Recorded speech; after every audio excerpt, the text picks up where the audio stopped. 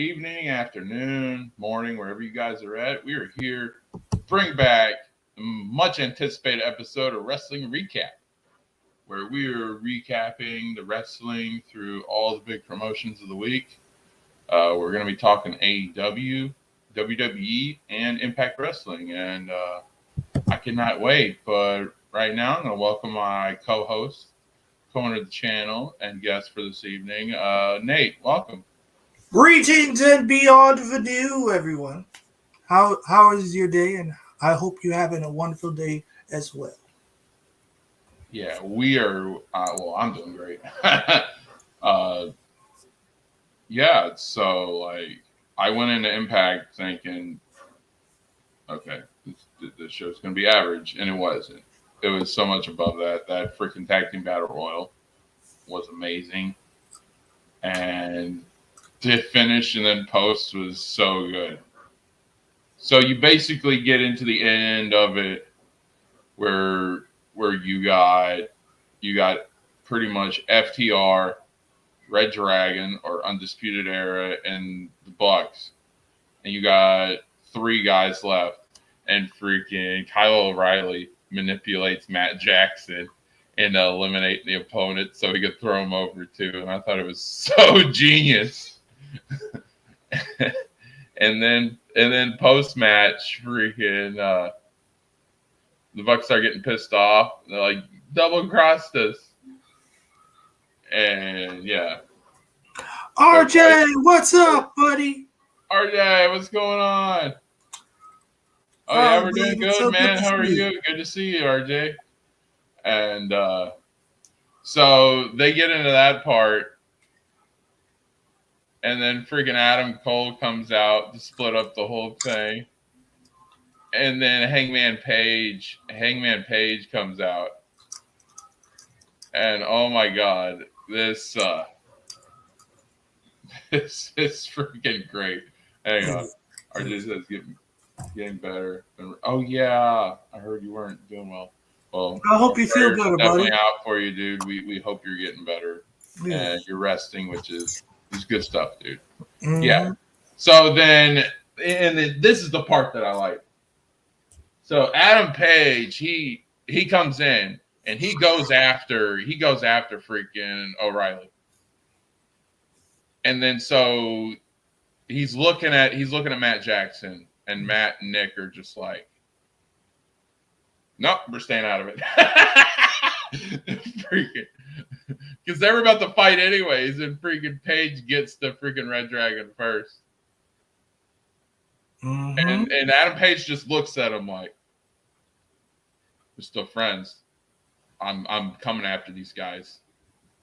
And they're like, yep, you got it, dude. We ain't touching you. and then they do that, and freaking then they get Adam Cole on the outside, and so the three of them, and then freaking Adam Page gets a steel chair, sits in the middle of the ring, and yells the story. Says it's Adam time. It's story time with Adam Page, baby. And then freaking Adam Cole's selling when he mocks him and does his own shit. It's just so good. And you can hear them talking crap from the outside. Yeah. And then the story time ain't that good. Yeah, that was funny. He's the real Adam. The funniest one was he was regaling the story how he go everywhere he go, getting tied out the time. But then he had one roadblock. Oh, hi, Asa. What's up? Hi, Asa. Wait, he had one roadblock, and it will be dead in the water. And the way the tower and the way the story ends, it'll be end with a buckshot, and he'll be lying. Yeah, and then the way they did it, so Adam Page is setting that up to do that post promo, right? Mm-hmm. And then freaking, if you look in the back shot, there's the Bucks heading towards the freaking tunnel, and they just shoot off. They're like, fuck this. And they're going to the face tunnel, not the heel. And so this is like this throws a wrench in everything, but in a good way. All right. Mm-hmm. So just think about it like this, because I was looking at that and I'm like, because I'm into the storytelling, all right, more than in ring. Your AEW fans, they're looking in ring, blah blah blah, but I'm looking at storylines, and I'm like, they ain't touching Paige because Paige is their friend, and they've made amends, so they're on good terms now. So what I'm thinking is, you're gonna get your Red Dragon versus Elite, but not in the way that you thought you were gonna get it. It's not gonna be Cole and Red Dragon versus Kenny in the Bucks. It's gonna be Red Dragon versus Paige in the Bucks. They're gonna put Paige and the Bucks back together. And they started planting small little seeds because you don't want to go too far. But this has been start from the get-go. And they're doing a 6-man next week where it's freaking Dark Order. But that friendship's going to phase out because the original friendship, I think this whole storyline was to bring the Bucks and Paige back together. Which makes sense. And they're starting to turn the Bucks face. And I'm actually, for the first time in AEW history since its inception, since the beginning, because I was into the Bucks when they were against Lucha Bros in the beginning. I think I'm into it. I like the Bucks now. I want to see Matt and Nick get back with freaking Paige. I actually want to see it, and I'm being honest. I'm like, this is getting me into the Bucks. And I never thought I'd say that, but yeah. I'm like, so I'm happy with it, and I'm starting to see the seeds they are. They're going to, because Red Dragon's going to be the heels, obviously. Of course they're going to be the heels. Because that's what gets them over. And I think Adam Cole and Red Dragon are going to turn on the Bucks, and freaking, they're going to beat the crap out of them, and Adam Page is going to save the day. I think Dark Order is only there if Page needs the help. Like a last resort kind of thing. And where he's the only one that they have right now. But I think they're eventually going to put the Bucks and them back together. So, yeah. And it looks like they're starting to turn them face. Especially with... This is what Matt Jackson is good at. I do not like his wrestling. I like Nick's wrestling, but I don't like his wrestling. He has good story. But his facial expressions, his selling, like freaking the way he can do promos, that's what he excels at. And they capitalized on it. So this was a really good segment. But yeah, I'm trying to remember what was next. I'll just start talking about the headlines of the stuff I remember from the show. Christian Fandom Gig. Hey, what's going on? Yeah, we're doing wrestling recap. I've been away from it for a couple weeks, and especially 90s week, because I had so many things to cover. But whenever I revisit 90s week, because we can always do another 90s week, freaking, we're going to put a ton of wrestling spotlight in there.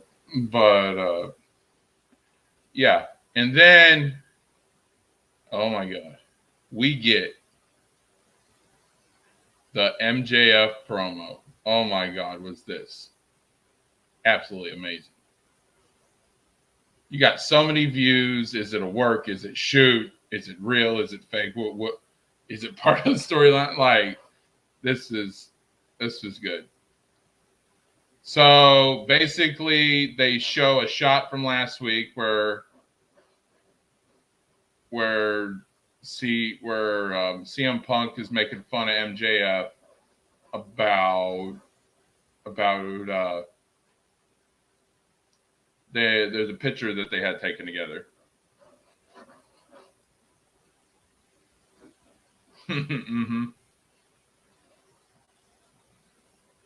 Nice theme. Yeah. Appreciate it. I try to be good with my thumbnails. But yeah. I'm just waiting for Nate to get back because I want to get, I love getting his reactions. Hit my sub for Green Lanterns. Oh yeah, I see that. Yeah, very nice.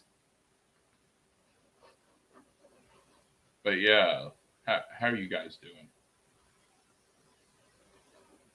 But yeah, MJF does his promo. Oh my God. He talks about, he says, yeah, for you it was Friday and it was special for me. And let me tell you why. And then he breaks down into why it was special. And he's coming, and when you see him come out, he's got tears in his eyes. So he's like feeling this. And it looked authentic. It didn't look like he was working it. And he didn't cut down his opponent. And he said, here's why. You were great. You did do all these things. But you abandoned me and you abandoned everyone like me that was a wrestling fan. And it just starts breaking down into it. And it gets really emotional.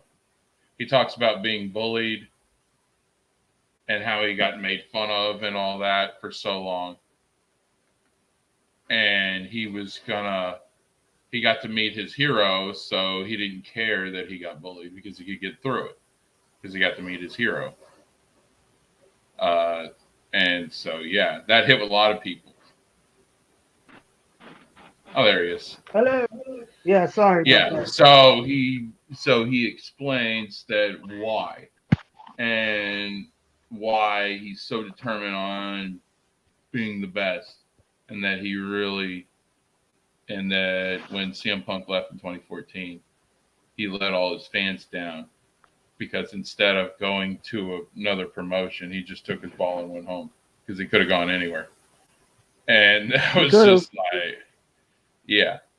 And freaking, especially for anyone who's ever like been bullied or made fun of or gone through that, if you've ever been like a football player in school and then the other jocks you didn't fit in with because you weren't part of that crowd, like it was just, yeah, it was I could even see it's emotional. And what I liked was commentary selling on it. I agree. Especially, and then he talked about ADD, and I got ADD. I got ADD bad. I was on medication for years until I just got sick of it and took myself off. But freaking that just hit.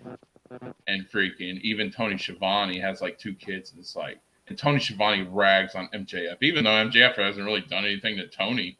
But freaking, he always rags on MJF, and freaking in that moment, Tony's like, he's like, I know we normally rag on MJF, but I got 2 kids with ADD, and it ain't no joke.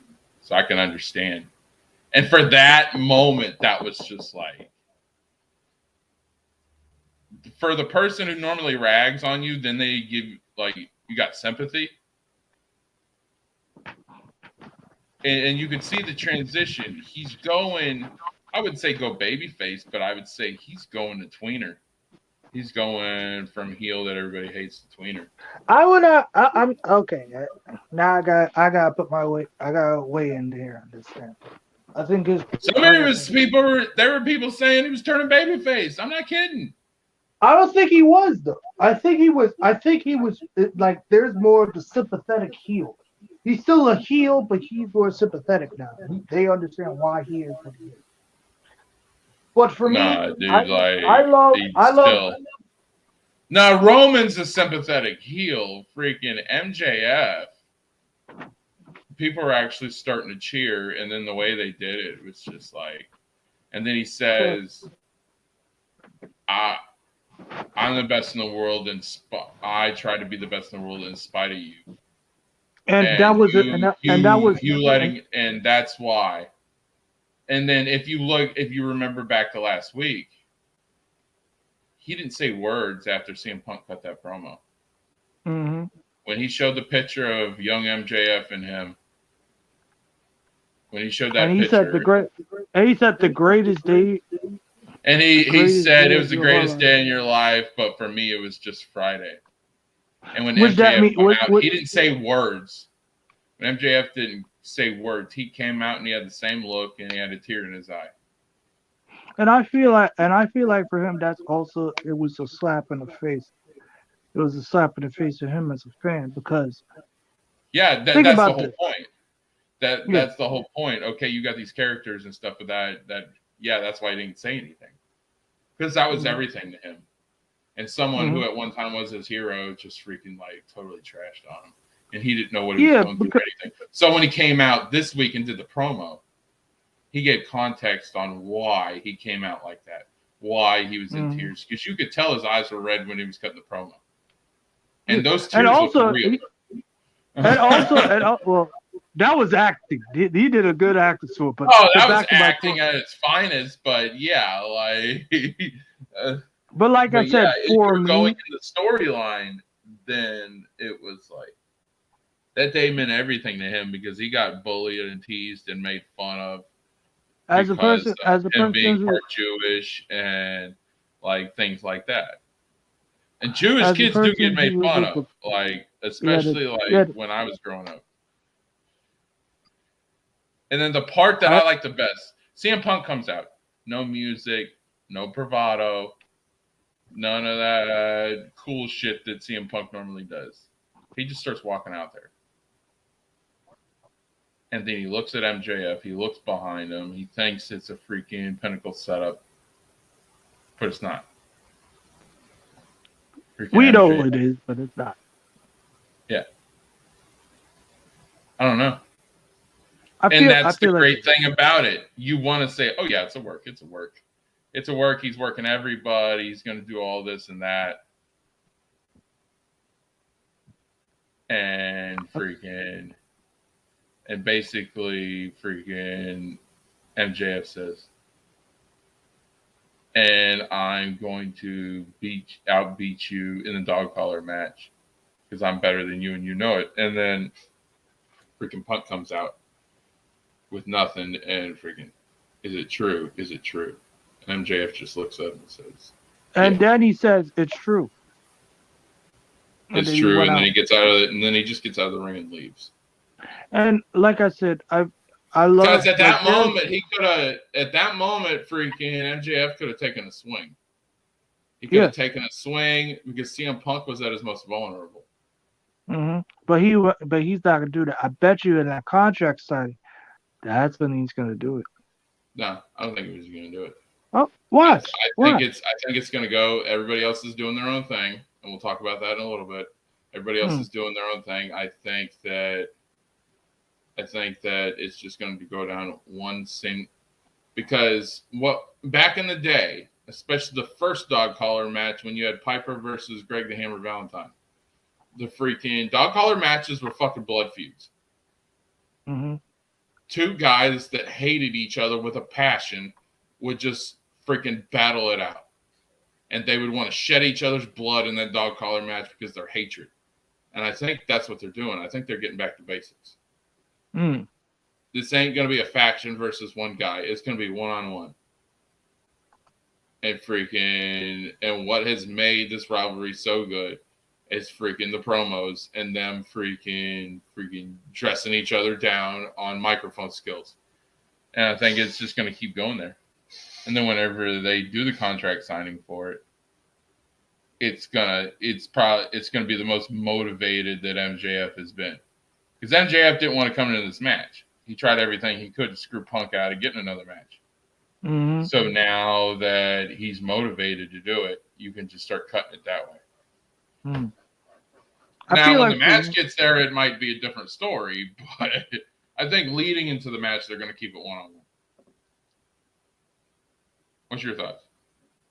Oh, like I said, for my promo, as a person who had ADD and ADHD, I sympathize. I have already sympathized with MJF, but I had a hero, and imagine if I had a hero who was a wrestler, which was a Mick Foley. Imagine if Mick Foley, at his prime, he won the WWE Championship. And it was the end of his contract. But instead of staying there, he left and go somewhere else.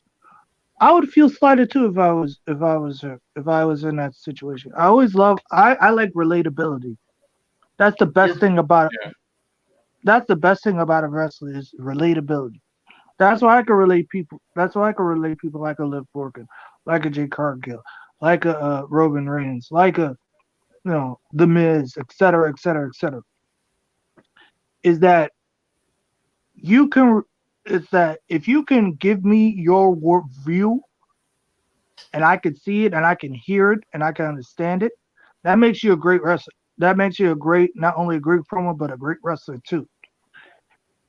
MJF's promo was precise, was on point, was because he was telling people like, I was like you, a fan. I was bullied. I was discriminated against. I was insulted.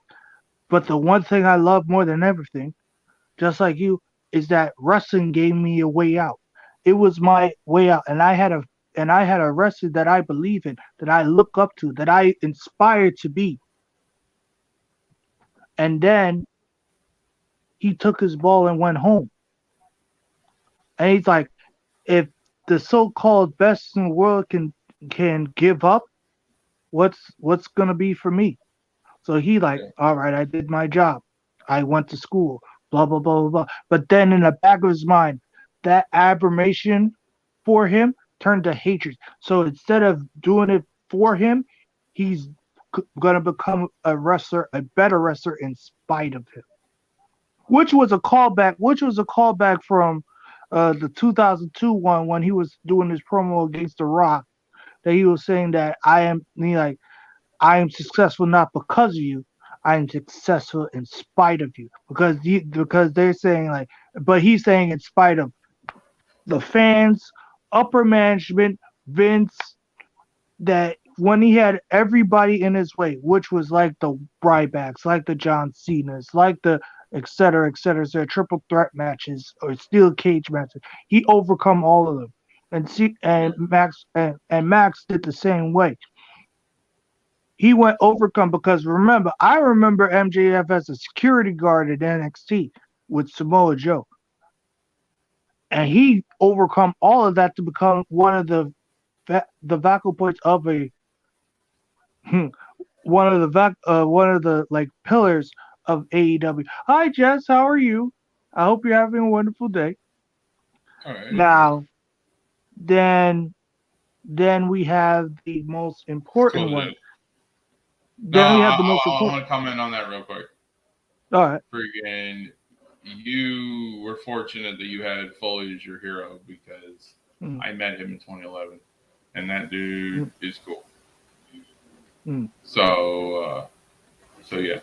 So that's what I was gonna say on that. But yeah, like that promo hit. What are we gonna talk about next? The Jade match?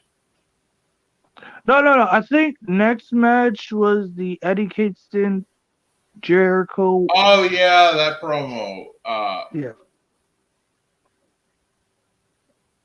It wasn't bad. It was that. I liked the freaking. I liked the sports entertainment reference.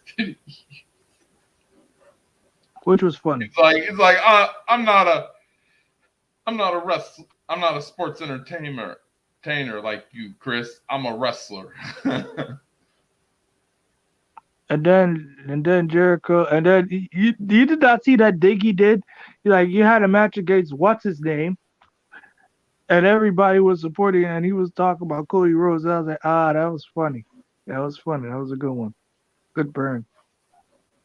But like I said, and he's disrespecting. He's like, this is the same problem that we had with the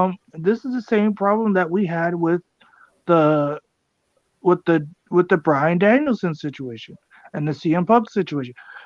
They're looking down on him. They're disrespecting, like he did not have a catalog. He was a wrestler from all over the world, and yet you're saying that because I'm sorry. I'll wait. No, it's because that he was awful, which makes no sense to me. He was calling him a loser, and he's always been a loser. And I was like, "Who the hell do you think you are?" And I was like, he built up into it though. He said you're great and you have all the potential in the world. He's like he's basically like the reason why I call you a loser is because you hate your own success, because it reminds you of your personal failures, and freaking. And the more he said it, the angrier and the better that freaking Eddie sold it. So it was like, yo, that's hitting home. And if you know anything about Eddie Kingston, you've seen in interviews, those points that freaking Eddie hates his own success. Eddie doesn't want to be a big time guy. He wants to be a small indie guy. He's always been that way. Mm-hmm. Yeah. So when Jericho was saying basically you hate your own success. Mm. And the reason why you hate your own success is because it makes you feel like a failure in real life. Because you're not successful in real life, but you are successful in wrestling. So when you see success, it freaking you kill your own success and your own momentum. That's what makes it different than all the other promos, and that's why I thought it was good. All right, I did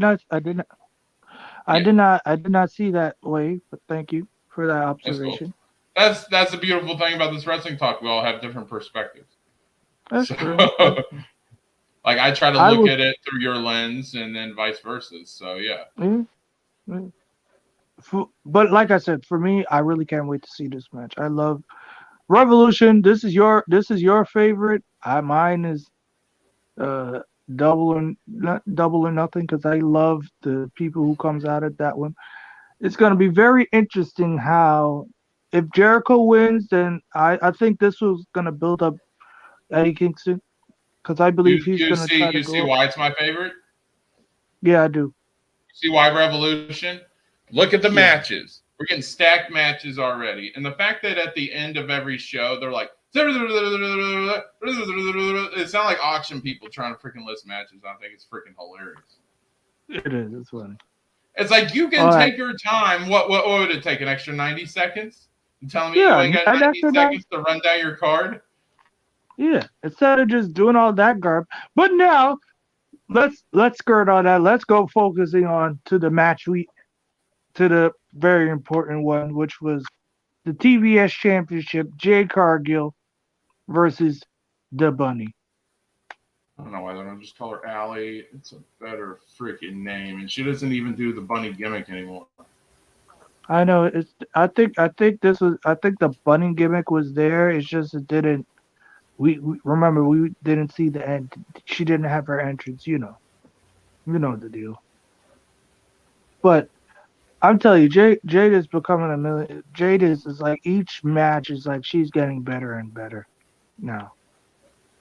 It's like the more this winning streak is, the more egos she's gonna get, and the more popular she's gonna get. I thought this was very. I'm not saying I knew Jade was gonna win, but I thought it was gonna be like a squash match. I really did. It was very impressive. Bunny really got her. Go for his legs, did a few forearm shots. It was very good. And some people are saying there were a couple botches in there. Oh yeah, there was a botch. There was a botch punt kick she did. There was a botch punt kick from Jay, but then there was a botch DDT. Yeah, there was like that botch DDT she did, which was weird from the Bunny. Because she's very precise. But overall, it was a good match, and I give it. And of course, Jade won with the punt kick. She didn't do the Jada moves. I was like, wow, that's impressive. She did not use it. She's like, oh, you're too weak. I'll use that. Then in comes your favorite women's wrestler, Josh. Tay Conti. And she's saying that she's gonna. That wasn't until Rampage, dude. Oh, that wasn't. I thought that was before. No, it was just the match. She celebrates and then she gets out. No. Then it was Tay Conti came in. Are you sure it was Rampage? Let me double check. I gotta double check because I'm not. All right, let me go. Let me go to this one. Yeah, go. Death Triangle versus Knights of Black Throne. So you have Aleister Black and Brody King versus Penta, who comes up with these demonic entrants, which he doesn't have really a supernatural character, so I wasn't into that. But him and Pac are great. Then they had a match. It ended. They were doing the post-match beatdown. Then a debuting Buddy Matthews, a.k.a. Buddy Murphy, comes in. And him going up against Black would have been good. But then they turn him, and he joins, but he doesn't fit the group, really. And then freaking Black is being kind of mean to him, bossing him around. It was kind of weird. I did like the debut, though. It's just if you were going to bring him in, you need to make him a complete freaking servant of freaking Black if you're going to do it like that. Like they were kind of, even the post-meets beatdown, they were kind of arguing a little bit. So it's like, I don't want to see, especially if you're coming in, turning heel, I don't want to see the heels arguing. I want that level of respect amongst heels. So, okay, we talked about, let's see. Let me bring up the share screen. I'll show you guys what I'm looking at right now. Wait. Yeah, she was. Yeah, I was right. She was on. That match was. Sorry, I watched it all at once, dude. Forgive me. It's all good. We did that one. All right, so then we had. Okay. We'll get back to Jade stuff then. Yeah. So then we had Ricky Starks versus Dark Order's 10. It was a good match. Taz was bragging about Team Taz, which he should, because his guys are on fire right now. Every single one of them. We all know legit Layla Hirsch should be on Team Taz, but we didn't talk. I don't think she fits the bill, but yeah. It does. It fits her like glove. No, if Kurt Angle agree to disagree, sir. Agree to disagree. If Kurt Angle came in and did a Team Angle thing, then I think she'd be a perfect fit. No, I'm telling you. Every single one of them dudes on Team Taz has personality, and she doesn't. So yeah. She does have a personality. No, she doesn't. Taz did not have a personality. Who? Taz did not have a personality. Sir. In WWE, do not talk. Sir. No, Taz always had personality. I know, I just mess with you. Can't say people don't have personality when you don't allow them to talk. I know. That's why I was messing with you, sir. Nah, but we're talking about the Jade stuff. It was boring. Then Tay Connie comes out because I sent Nate this message. There's Twitter beef, and freaking Tay Connie's trying to keep herself relevant. Listen, all she ever will be is Sammy Guevara's side piece. I did not even know that was a real thing. I thought that was a made up rumor. And oh no. And then come to find out it was a real thing. Yeah. You are a side chick, not the main chick. That's all I gotta say. But this match. Here we go. So then they had a backstage promo. And freaking Bryan Danielson was running down Garcia, saying he's getting bad advice from goofs, basically. And then and that he's going to teach Daniel Garcia the difference between those two, between himself and Daniel Garcia. And so then they cut to 2.0, and 2.0 didn't like that. Which was funny. Daniel Bryan has a point. Then they had the match. It was very good. But Bryan Danielson ends up winning. And then 2.0 comes out for the post beatdown. And then Moxley comes in for the save. Mm-hmm.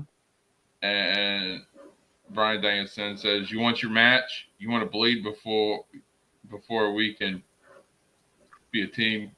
Fine. You got your match, but don't be surprised if you're the only one who's bleeding," which I like that, Mark.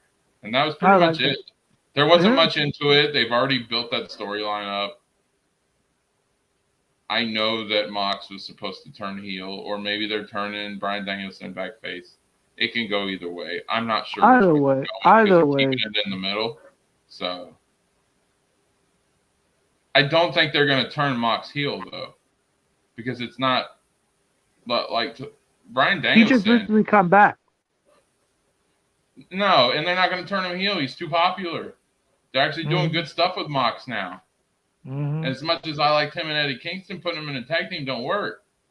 It doesn't. I think they should be. You can put him in a. They're not putting him in a tag team with Daniel Bryan. They're putting him in a faction with Daniel Bryan, and they're starting a co-faction, which I haven't seen since the Nation of Domination, where The Rock and Owen Hart were co-faction leaders of the Nation. So that was freaking. That was awesome too. Oh hell yeah, it was awesome. Straight fire, dude.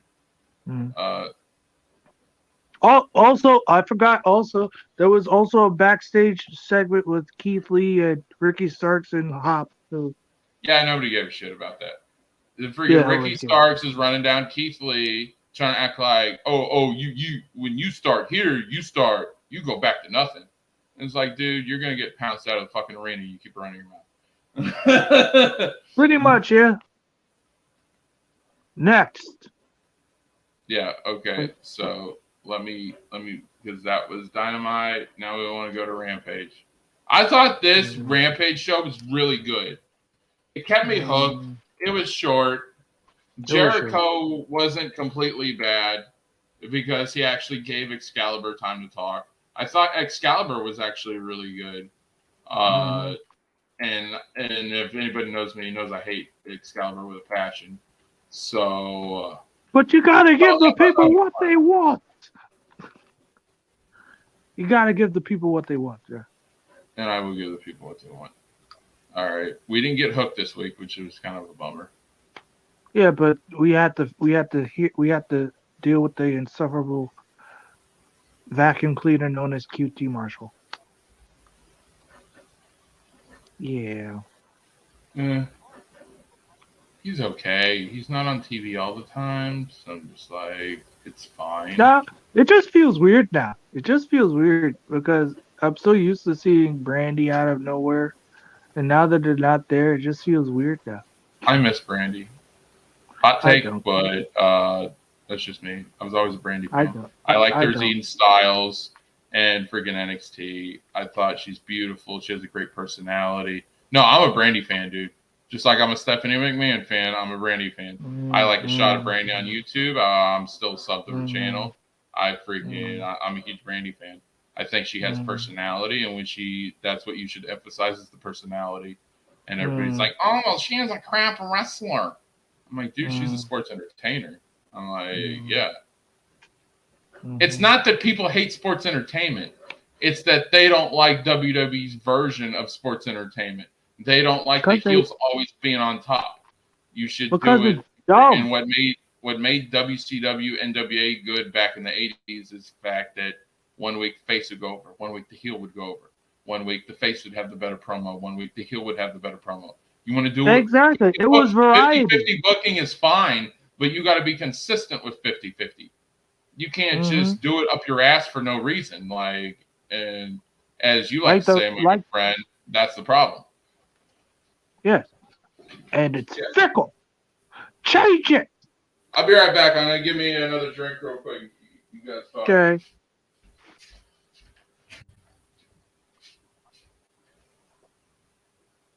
Hello, everyone. I hope you are having a great day. I want to... Oh, my boy, the Hawk. How you doing, man? I hope you're having a great day, Hawk. We just finished a recap of AEW Dynamite. Josh is getting a drink, and I'm trying to mediate, or whatever the heck that means. I want to know in the chat, who's your favorite wrestler? Who's your favorite wrestler? All right, I'm back. Oh, Trippy Hawk. What's good, dude? The Hawk. Thanks. Oh. All right. I got it pulled up now. All right, here we go. Rampage. So here's the part. Here's some of the stuff that I like. The Wardlow. Oh my god. I like the Powerbomb Symphony, dude. I think it's great. And of course, I hate Shawn Spears. That's the whole point. Shawn Spears. So he has a match. Camarado. He beats this dude. They're about the same size, which I actually liked. It was a really fun match. It was back and forth. But he power bombs him 3 times. He's getting into it. This dude, Wardlow, oh my god. This guy, future world champion right here, baby. They're doing a Batista with this guy, and it is working to perfection. Agreed. Is freaking beautiful. I love what they're doing. Then after the match, Shawn Spears starts cutting freaking. he starts doing shoot wrestling terms and explaining what it is. He's like, the power bomb's not over. That means popular. He's like, and then he looks at Wardlow and says, over means it's not popular. And then he, like, you know, the funny, I think he's taking a page out of the Shane McMahon thing. He's like, you're not smart enough to know these things. Well, kind of that. No, that's the way they treat Wardlow in Pinnacle. Mm-hmm. Me Wardlow, me big smash, boom, boom, you know, and freaking it. No, Wardlow is smart, but the way they treat him, yeah, it's like how they treated Batista and freaking Evolution. Like he was just big muscle dude. Mm-hmm. It's just like, and then and it's just like, yo, you're full of shit, dude. And then freaking, and it's just getting Wardlow. Your TED chat was because more, when Wardlow snaps on Shawn Spears, it's gonna be freaking insane. It's gonna be funny, so I can't wait for it.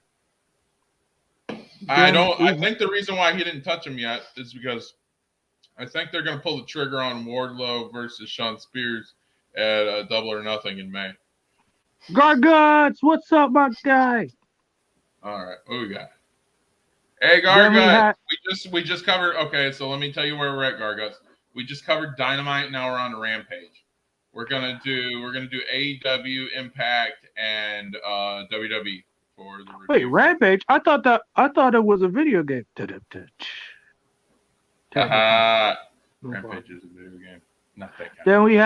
Then we had the contract signing, which I didn't care for. Oh no, the opening match. No, we started with Sammy and them. It was a good match. I liked Andrade in this. It was not boring, I'll say that. Did you saw how Matt Hardy tried to make it all about him again? Yeah, you see how Matt Hardy's wearing his Hardy Boys gear now, and he ain't wearing the Big Money Matt gear. You see, I saw that too. I was like, of course. They're starting to turn Matt Hardy face. You know, no, we don't need that. How he tried to push his leg off the freaking rope, and in commentary was like, ooh, and freaking all that. Yeah, they're gonna turn Hardy. Andrade and all the guys are all gonna turn on Matt, and they're gonna turn Matt into a face, which is gonna lead for Jeff Hardy to come back and make the save, and then you got your Hardy Boys in AEW. That's where it's going. Damn right. And they've already teased it. Yeah. They have to turn Matt face in order they should break him. Break him. Yeah. They gotta turn Matt face in order to bring Jeff in. They may do that eventually, but it may go there. Hardy. But yeah, they're gonna have to turn Matt back into a face. So heel's not working. I want to see Matt as a face because at least that's something. I do too, because heel Matt. If it was Broken Hardy, I would have been okay with it. It's just I don't like Big Money Matt. I never liked Big Money Matt. I don't like heel Matt no matter what it is, whether it's broken or not. I like face Matt. Face Broken Matt's probably the one gimmick that I actually like for Matt Hardy. So I agree. Then we had the Professor's Challenge. Her promos are getting better. I'll say that. Of course, I still don't like her, and I think now I see why they didn't use her last name when she was in WWE because it's just what? It's Serena Deeb. Oh, yeah, I get it now. Deeb. I get it now. It doesn't. I get work. it now. Deeb. It just doesn't work. But it's her name. Yeah, that doesn't mean it's good. I mean, it's better than Barbie Blank. It's better than Braun Breaker, but yeah. Good burn. Good burn. But yeah, it was okay. I actually liked the girl she was going up against. And her promos are okay, but actually, it's funny how she was on NXT. She was on NXT. That wrestler was on NXT. She was a trainer on NXT. She was main roster. I still like her better in Straight Edge Society than what she's doing here. Hey, it's only a matter of time before it happens, man. It's only a matter of time. It's only a matter of time. The most worst things about female wrestlers in wrestling, you combine it all, and you got Serena Deeb. Bad name, shitty gimmick. She acts like Charlotte. She gives the referee the robe to put up for her. Freaking, yeah. It's like, to me, she's AEW's version of Charlotte. Except Charlotte's a million times better on the microphone. That's all. Charlotte Flair only has one problem, and I'll get into that when you do the WWE thing. Charlotte's one problem is she has too many runs. That's all. I agree. That's Charlotte's only problem. There's nothing bad about Charlotte. She's a Agreed. good promo. She's a good worker. She's got great. She can do great storyline work when she tries. Great character work. She can make anything work. I just I don't like Charlotte because she's not original enough, and she's on top too much. I think other women should be given a chance. That's all. But then we had the contract signing, and I know Nate really wants to get to this because he keeps talking about it. Cringe. Oh my god. This contract signing, Cringe as hell. it had good moments. It had bad moments. I love the how bad moment she would just, that Britt Baker was completely full of shit the whole time she was talking. The good moment was Thunder Rosa beat that ass. That was the good news. I just love the promo. I just love the promo at the beginning. He's like, and then she take a page out of Excalibur. It's time to give the people what they want. Me beating the living shit out of you. Say it's Spanish. I don't know the word. But and then she turned it. Yeah, hey, that's what we're trying to do, bro.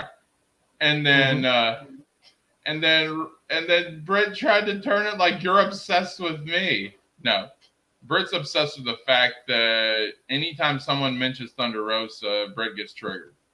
Just saying the word Thunder Rosa, and Britt gets triggered, and she turns the whole thing.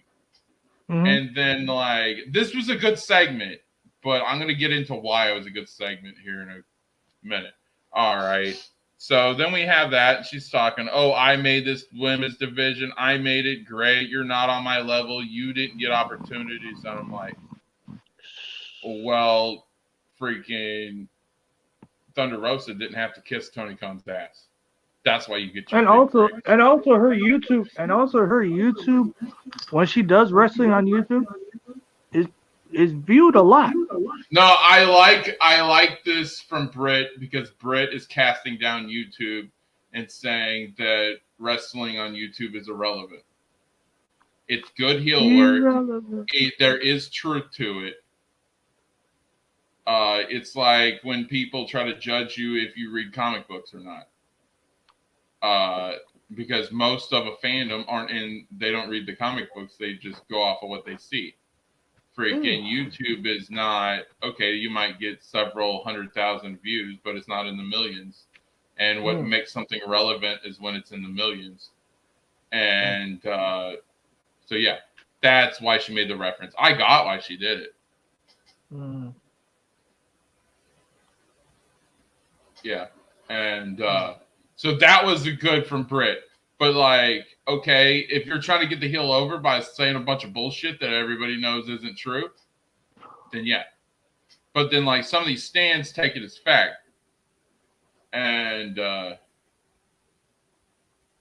so, yeah. But then when Britt says, you should have just signed it. You want to talk. So, okay. And in a way, I might have preferred Thunder just signing the freaking contract. Yeah, just sign it. And then Thunder Rosa does the one thing that I absolutely loved out of the babyface. And then the commentator's like, "Oh, look how angry she is. She's fuming right now. She just wants to knock her out." And you see that on Thunder's face. You see it on Thunder Rosa's face. Because you just don't. But she doesn't. And why doesn't? And me being part Mexican, I get that Mexican fire. Like, I get it. I understand it so much. And that's why I'm such a huge fan of Thunder Rosa. She, I don't get bidding in the representation. But freaking, you never get Mexican wrestlers that are, like, pushed big time like that. Ray got pushed once because of Eddie. Eddie got pushed because he was just so freaking cool. But you really don't see Mexican wrestlers getting that kind of push. And, like, this is another reason why I was excited for Evolution, because the prediction was that this is Thunder's WrestleMania. This is Thunder Rosa's crowning moment. And so, as being part Mexican, and some people won't understand this reference, but Garguts will. Thunder Rosa is our Oscar De La Hoya. Back in the 90s, Oscar De La Hoya was a boxer.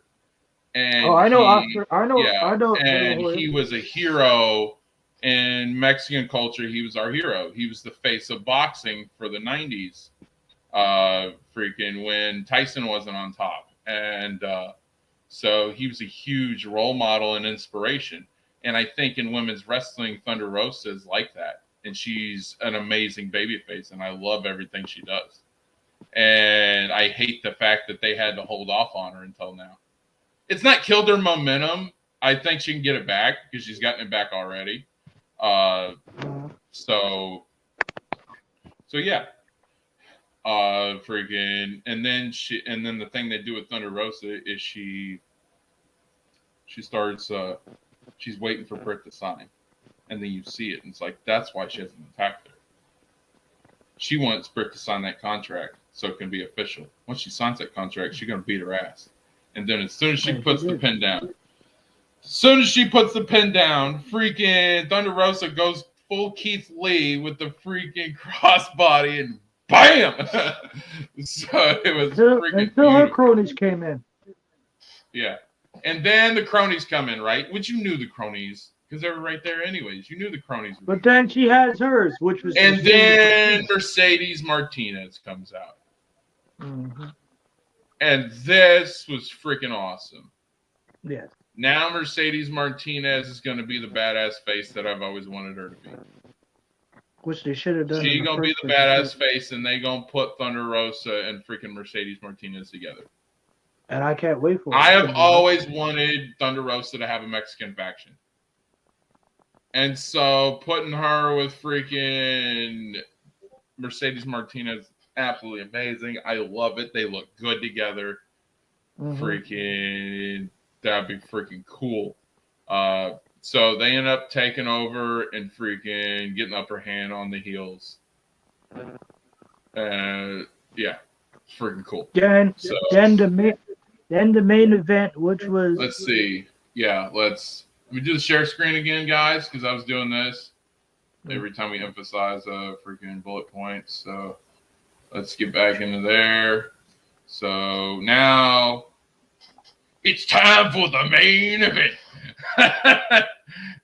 We got, before the match starts, we got a freaking segment backstage with the Acclaimed and freaking Orange Cassidy and Wheeler Yuta. And I liked Wheeler Yuta in this. And oh my God, it was so great. I love Orange Cassidy, and then they're talking, and freaking Acclaim just starts freaking Max Caster starts running his mouth. And this dude's the best trash talker. Him and MJF, I think, are the best two trash talkers in the business, man. Acclaim. Well, in AEW, yeah. Let you know the name. Yeah, and freaking future tag team champion. He starts talking down to him, and then freaking Orange Cassidy is like, "So I got a match tonight." He's like, "Yeah, and you could be in the ladder match." He's like, "So I got to climb a ladder tonight?" And Wheeler, you're just like, "No, you have a qualifying match. If you have a regular wrestler. You have a match, and if you win, then you get into the ladder match. Tonight's match is just a regular wrestling match." He's like, regular wrestling match. Oh, I could do that. I could definitely beat him. And then Max Caster's like, no, no, you can't. And then freaking Anthony Bowen starts getting it on the promo. And this dude, oh my God, Anthony Bowen, he impressed me. He cut a promo, and he sounded really good. And he talked about how great a wrestler he is, and he is good, and how they're going to beat him. Future tag team champions, boy. I'm telling you. And then they go and then Mark Henry says his one line, and I'm like, good God, they bring you on TV for like 30 seconds. Enough talking. It's time for the main event.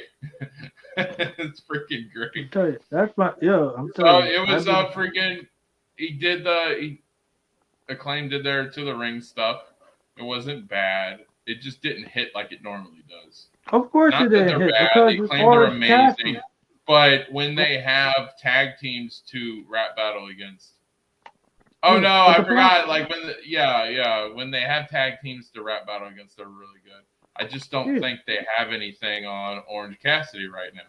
So Yeah, see, that's what it was. see, yeah, because think about it. You had Moxley, and then he was Max Caster dissed about his And I like, and especially in the backstage one before the match, I like how the Acclaimed emphasize that people like them, even though they're because heels. They I know like they're them, and I getting. was They know there. that they're getting over. They know that they're popular, even though they're heels, and they acknowledged it. I'm telling you, New York. I'm telling you, New York, especially if they go with Madison Square Garden. I'm telling you, the crowd is gonna love that thing. They're gonna be singing it with them. I'm telling you, it's gonna be over. It's gonna be over. Yeah. So I like that. And then they wanted him to rap battle, and then he was about to do it. And then Orange Cassidy gets them all out of the ring and everything. And then he ends up dropping Anthony Bowens, and then he picks up the mic. And I got to do it. And he says, word to your mother. When he did it, I was like, and he everybody did started popping for that shit. I was like, oh my God. I was This is like, are you this is freaking amazing. kidding me? This is entertaining.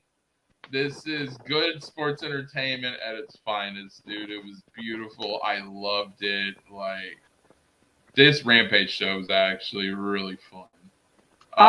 Stupid. I just stupid. Word to your mother. Yeah. That's funny. But this was fun. AEW had a really good week. Yeah, very good. It was a good week for. I'm missing AEW. something because I know Sting and Darby came out. It was in the Sammy versus Andrade situation when Matt Hardy and them was beating the crap out of them, and Darby just freaking slingshot himself over the HFO, and then the match is official now. It's Sammy Guevara versus Darby Allin, and Sting versus Matt Hardy, Andrade, and I think what other person? Yeah, I think they're all going to turn on Matt Hardy at the pay-per-view. Oh yeah, it's only a matter of time, and I bet you the Bunny's gonna be pay-per-view is going to. They're turn gonna on, break I think him. That's when Jeff's going to come in. Yeah, they're gonna break him completely. But I can't wait for this. This is gonna be a good match. Good match. Yeah, but that was AEW, guys. That was it. I thought it was a great week. It was pretty good. I gave the rating an 8. It is a 8 from both sides. As a whole. An 8. Why wouldn't you give it a 10? I said an 8. Yeah, why wouldn't you give it a perfect score? The reason why I couldn't give it a perfect score is because there were certain matches that were boring. It put me to sleep. My man Garguts just ate a sandwich making tacos. Yeah. Sandwich is just a snack. Tacos are the real meal. Always. But yeah, that's pretty much what I'm at. And oh God, no! Please, no. What's going on? What happened? Look, Gargut says Ric Flair is apparently showing up for Revolution. Please, no. Why would?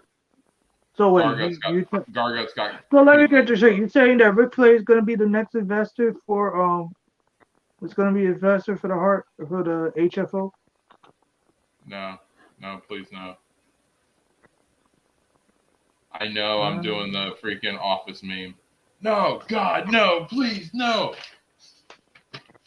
Hold on, I think I got something for that. I'm just. Wait, will it be copyrighted if I just use audio? You can do it. You just gotta hit me with a request. I'm just trying.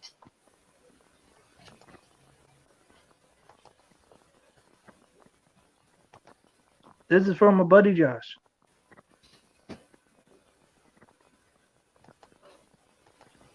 Oh dang! Now I'm hungry. Yeah, I'm hungry too. But it's all right. I'm here with you guys. We're having fun. Oh, did Bleacher Report do all the freaking news? No, God! No, God, please, no! No! No! No! My man Gargut. He says, damn straight. Sandwich is a snack. Tacos is the meal. It Yes, is. sir. Yes, It is. sir. I'm hungry. It could be both. It could be both. But No. Andy- Freaking that's how us Mexicans do it. Is what oh, really? Okay, so we are covering Impact Wrestling. Yes. The moment you've been waiting for. We normally just cover AEW and WWE, but I've been very impressed what I've seen out of Impact. So, Oh, wait, did you watch? Wait, did you watch No Surrender, Josh? no, I didn't, but I saw the. Oh my God, I you cannot missed.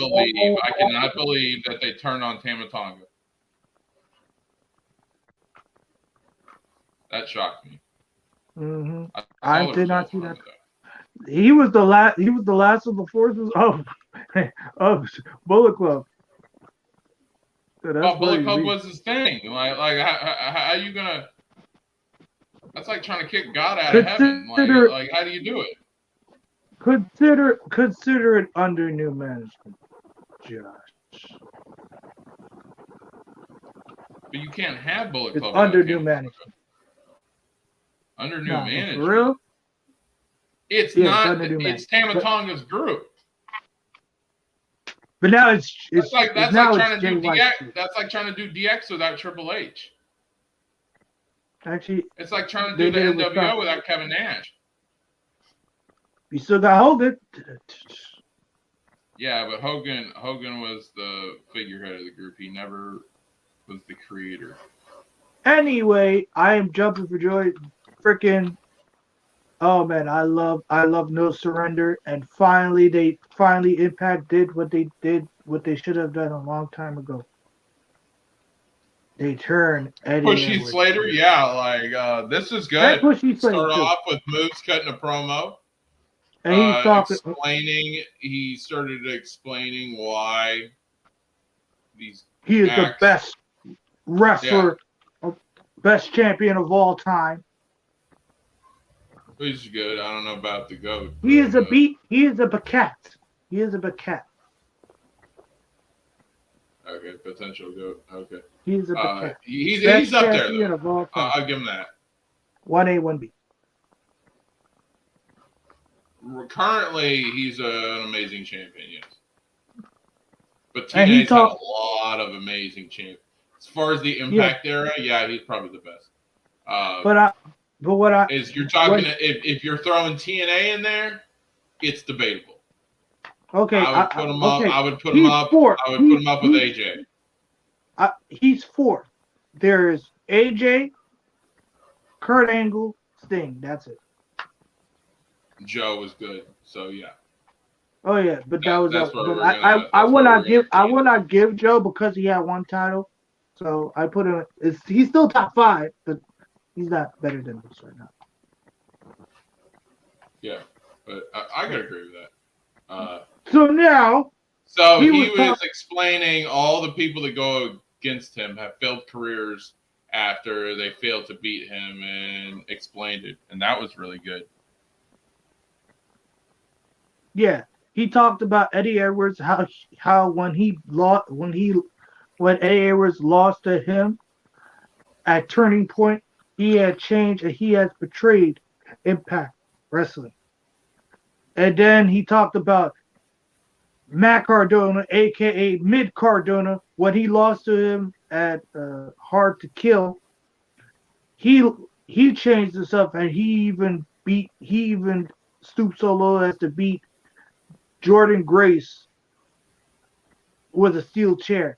Then he talked about W. Morrissey. Yeah, he talked about W. Morrissey, and when he doesn't know how long he's gonna change.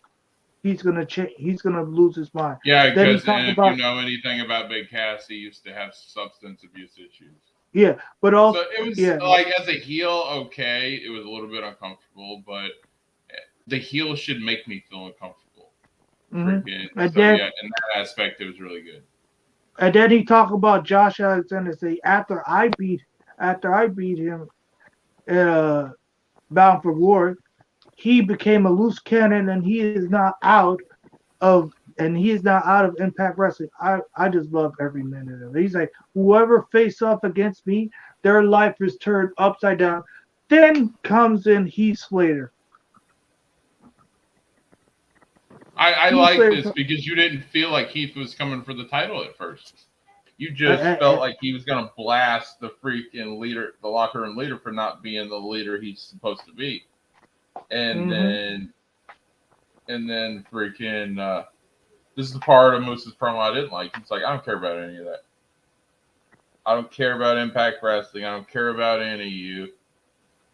I'm You the don't care best. I'm about Eddie champion. Edwards. Like, if you don't care, why are you champion? What does the belt Mhm. signify if you don't care?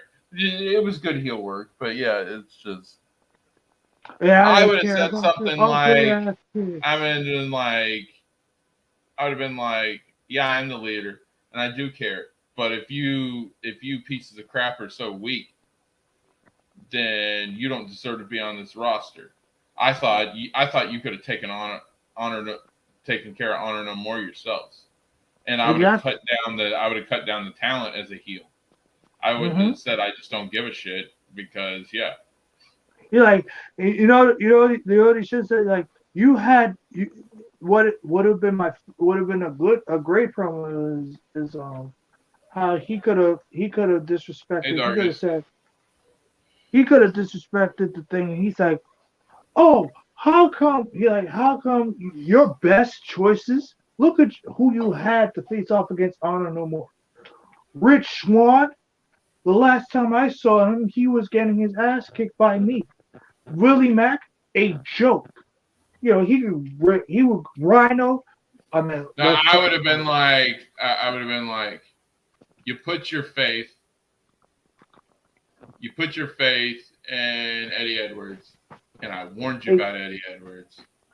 He said, yeah, he did I say warned you about Eddie Edwards, and you still trusted him. So you getting burned. It's not my fault. It's yours. Exactly. You could have done that as a heel thing. So don't blame me for not being a good leader. I'm a great leader, but you wouldn't listen to that chump. And he has called him a chump before. So yeah, that would have played into perfect and still would have kept the heel stuff up. But this was good.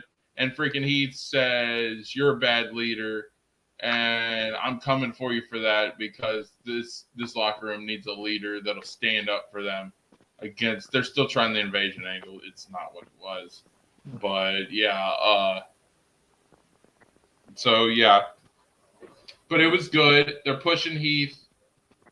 Then you get to the backstage after that, and then Honor No More show up. Or well, the Impact guys are pissed, and Scott D'Amore is still trying to play the neutral guy, while the babyface backstage dude. Then we had the which makes me want to see Josh Alexander come back and rip them apart even more.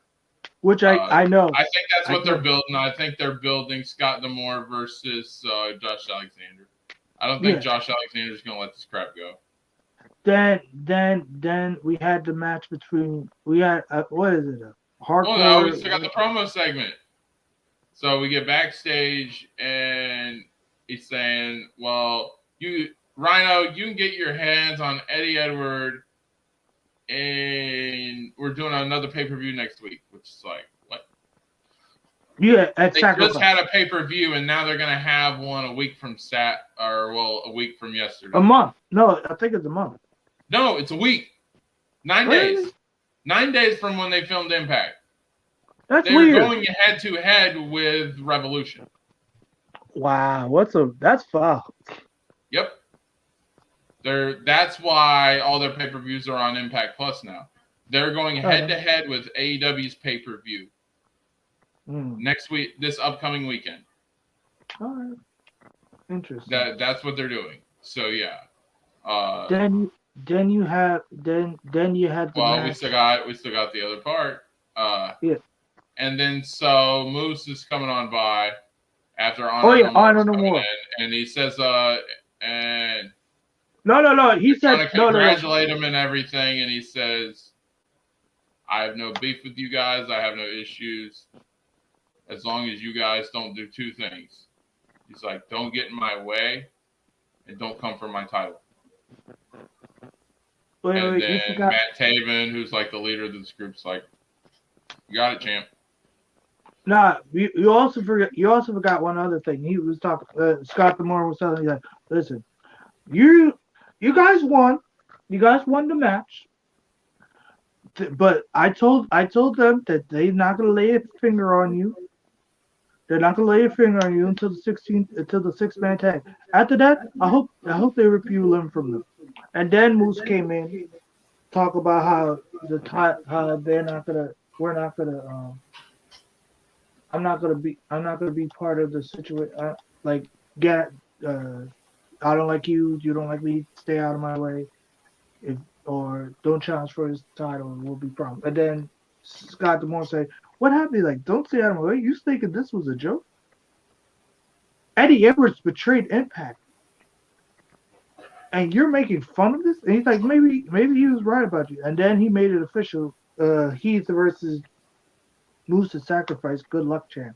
And that's when you see Moose just like literally. But he wasn't making a joke because no, Adam, jokes, no, he makes insults. And like, so yeah. I didn't like them saying he's joking. Do you think Moose is a joker? Like he wasn't joking. He was serious on everything that he said. He just I agree. That's what, like, oh, that's he's the problem joking. with No, he's that not joking. Moose looks down at you guys as a disgrace. All right? Mm-hmm. You should take it as that, not as he's joking. He's not joking. I agree with you. Then we had the match between Matt Cardona versus Jordan Grace, which was a good match. It was a good match. It was okay. It wasn't bad. It wasn't Actually, bad. I didn't mind Jordan Grace in this. I still don't want to see her get that belt back. I don't want her to get that. What was that? What the hell was that briefcase thing saying? Follow me on Twitter, tweet me. Like what? What the hell is that? Like, I know it's dumb. It's dumb. It was just dumb. But whatever. She lost. That's it. We all know she lost. Then we had another backstage segment with Mickie James and Chelsea Green that they say they were gonna have a match between them. You know. And then Tasha. I think Mickey's turning. I think Mickey's turning straight up. Heel? Mickey has been a face long enough. She usually doesn't have long face runs. I said, I'm turning heel.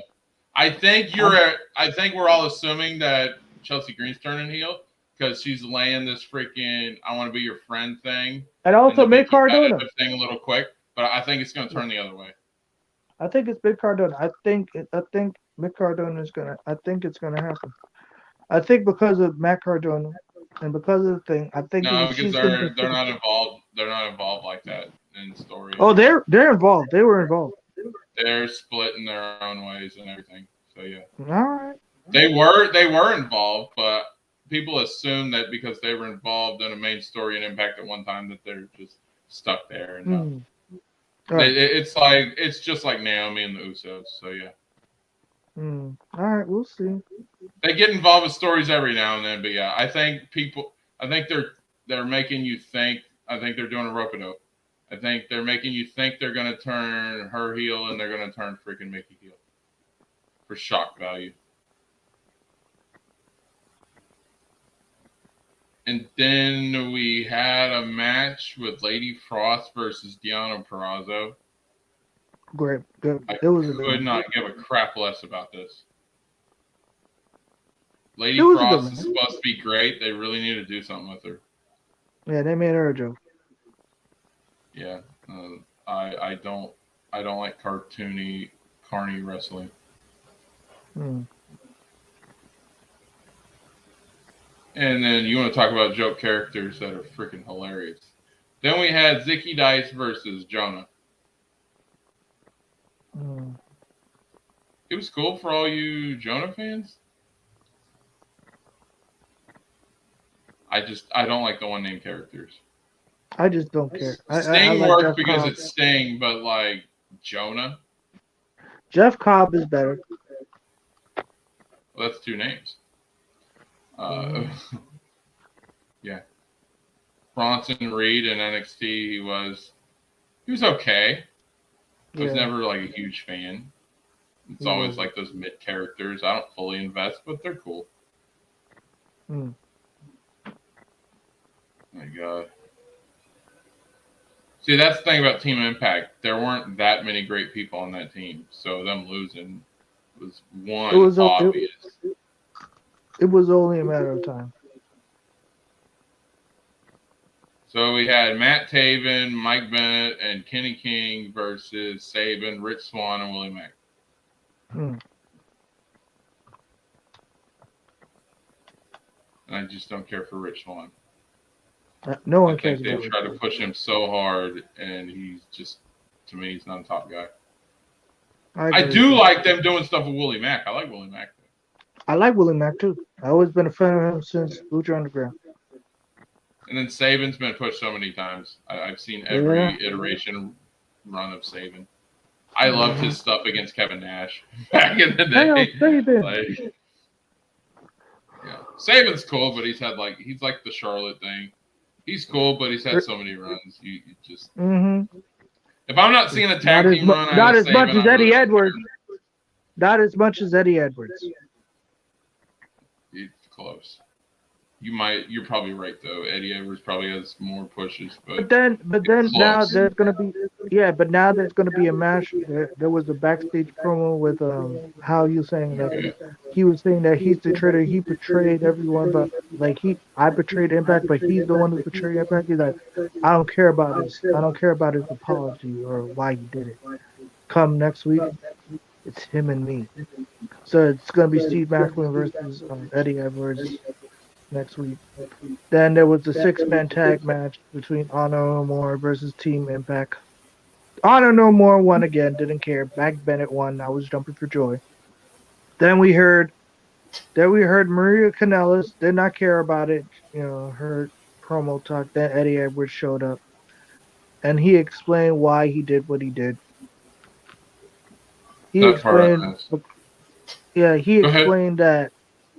Yeah, I know you were asleep. It was all good. But he explained why he did what he did because he gave him the patience.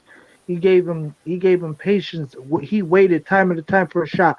When what's his face got the when Rich Swann failed to get a job done and he lost to Kenny Omega. Then he had Moose, who didn't get the job done, even though he cheated, even though Kenny Omega cheated with the Good Burgers, but whatever, he didn't get the job done. Then he won the match. He beat Kenny Omega for the title. He beat him, and then all of a sudden, he's saying that he lost his right to Josh Alexander, and he's saying that the very thing that he put trust in and he got betrayed by that trust. So he's like, all right, since they betrayed my trust, I'm going to expel the corruption within Impact Wrestling and destroy it. Then his wife came in and he's like, why? And then Eddie Edwards like, why are you doing here? What are you doing here? And she's like, what? I said, are you freaking kidding me, Eddie? So you're telling me all the crap that you said, you're full of shit? And then Eddie's like, yeah, I did.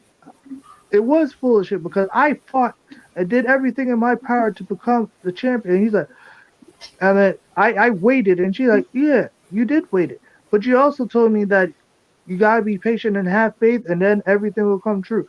And then he's like, yeah, I did. And look what happened. These are now my family. Those people in the back, those fans all around, they are not my family. They have betrayed me. And then she's like, what am I? What am I? It's like, I don't know. But it's either you They're with not me or going to turn against me. his own wife heel with him. Yeah, I'm not sure about that. I think it's gonna happen though. I think it's gonna happen. So then the music hit. Alicia was staring at Eddie. Eddie was staring at him. And then fade out. and that's pretty much Impact.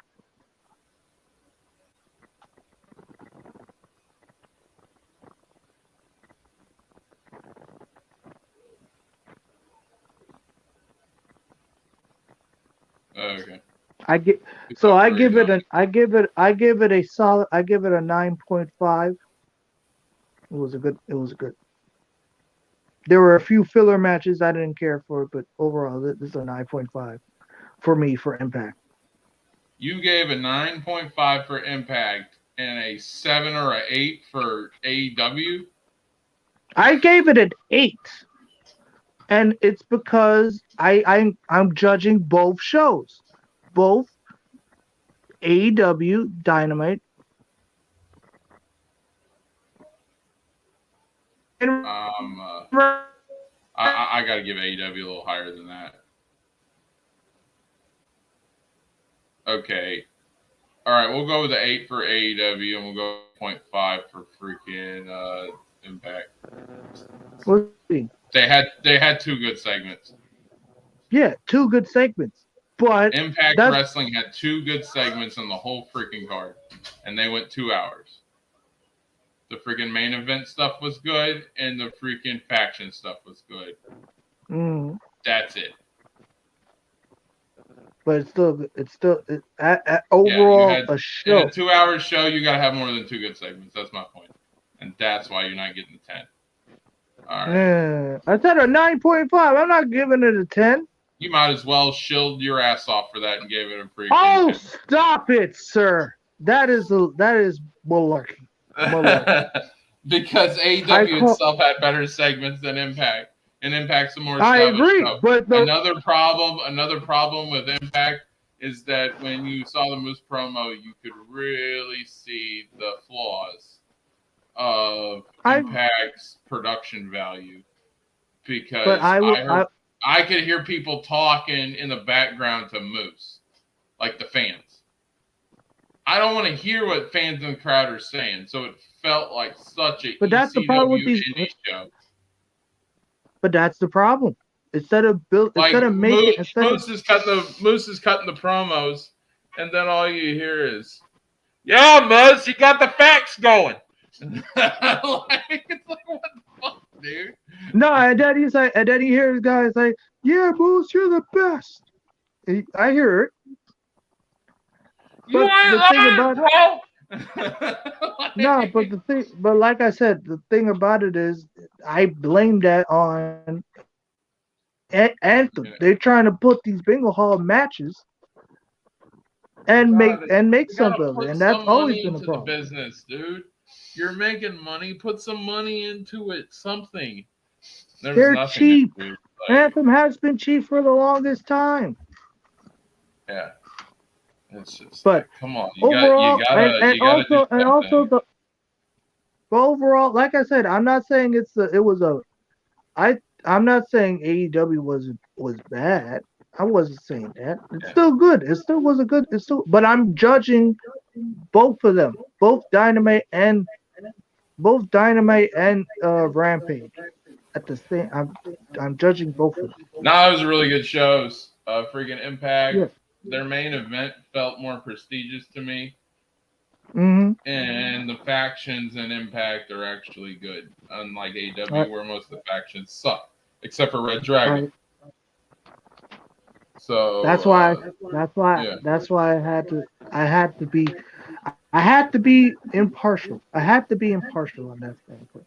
As much as I like AEW. You never give a show a 9.5 ever. So yeah. I did. That's not seeming impartial to me. No, but I did it because of the storyline and arcs they're doing. I understand. I like Impact too, and I know you're a huge Impact fan. But let's be fair here. I'm a tad biased. But I'm still. That 0.5 made you seem a tad biased. I agree with that. A tad biased, but I'm saying overall as a whole. I'm saying as a whole. I'm saying a whole as a match from matches, from segments and stuff. I'm seeing everything. It's very good. There were some parts that I didn't care for, which were boring. But overall, it was very cohesive. It was very cohesive, especially with the storyline with The whole Rusev. show was built around those two segments. So yeah, that's So that's why I give it. So that's why I have to give it a 9.5. yeah. Okay, I just can't agree with the 9.5. All right. I Now, didn't think. I thought it was good, but I don't think it was that damn good. okay, I have no. not. I have not seen a 9.5 show since Sting's debut on Dynamite. No, So oh, there was one. There was one before that with when Roman was doing the Uso segments. Roman and Jay no, those were situation. good, but I wouldn't say those shows were 9.5s. Oh, all right. Despite what some people think, one person can't carry an entire show. That's true. That's true. That's true. Yeah. All right. You can get people to stay tuned into a show. All right, now with the WWE. I do not cover NXT because it's trash. But I will say, I like to see. This is the one thing I'll say good that I like about NXT. They're putting Ziggler on it, and we don't making care about Ziggler. It's really building up Ziggler, and I like seeing Ziggler on NXT. So it's good. Hold on. Before we get to the situation, my boy Cobra's in the building. What's up, man? How you doing? Yeah. Hey Jedi, what's going on, buddy? Good to see you. Cobra. All right. So now, I took notes for the WWE shows. Wait, for Raw or for SmackDown? Both. Oh. I took notes for both. I didn't take notes didn't for the others because I ran out of paper. I watched some of Raw because I was watching the movie and it was a good movie. I watched all of both. I know you guys wanted wrestling content. You really wanted wrestling content, Nate. So I took it seriously. So, yeah. All right. So Yay. We're gonna do Raw. We started off with there were a lot of segments. Just gonna let you know. There were a lot of segments as far as like promos and stuff. But they were good. I think they all hit. But we start off with the Brock segment. So Brock comes out bragging and everything, not too long, and then Heyman comes out. And freaking Brock says, "You get any closer, Paul." He's like, "I advise you not to get any closer." And freaking he's at the stage and Brock's in the ring. So he really doesn't want anything to do with Heyman. He's basically like, if you get any closer, I'm going to kill you. So then Heyman stays where he's at. And they're just sparring back and forth on the mic, and it's so freaking good. And so right now it is scheduled for Brock to defend his title against Lashley at the MSG show. Which, what did they say? They're doing in like a week or so? Something like that. Because I think it said March something. I forget. But yeah, he's going to at the Madison Square Garden show. And that Heyman guarantees that he's not going to freaking beat him and blah, blah, blah, blah, blah, blah, blah. And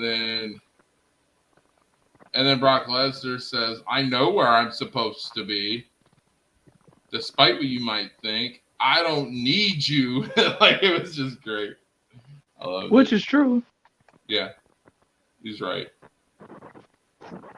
And freaking people are loving Brock. He's doing the good guy. He's doing what we call cowman shit. It's great. I love Brock as a face. It's good stuff. He's really rocking the head very well. Next, we got a backstage pre-match with Finn Balor and Tommaso Ciampa. Ciampa's looking for a partner, and then he announces that Finn's going to be his partner, and I love this. I like Finn Balor. I like putting those two together. Good stuff. And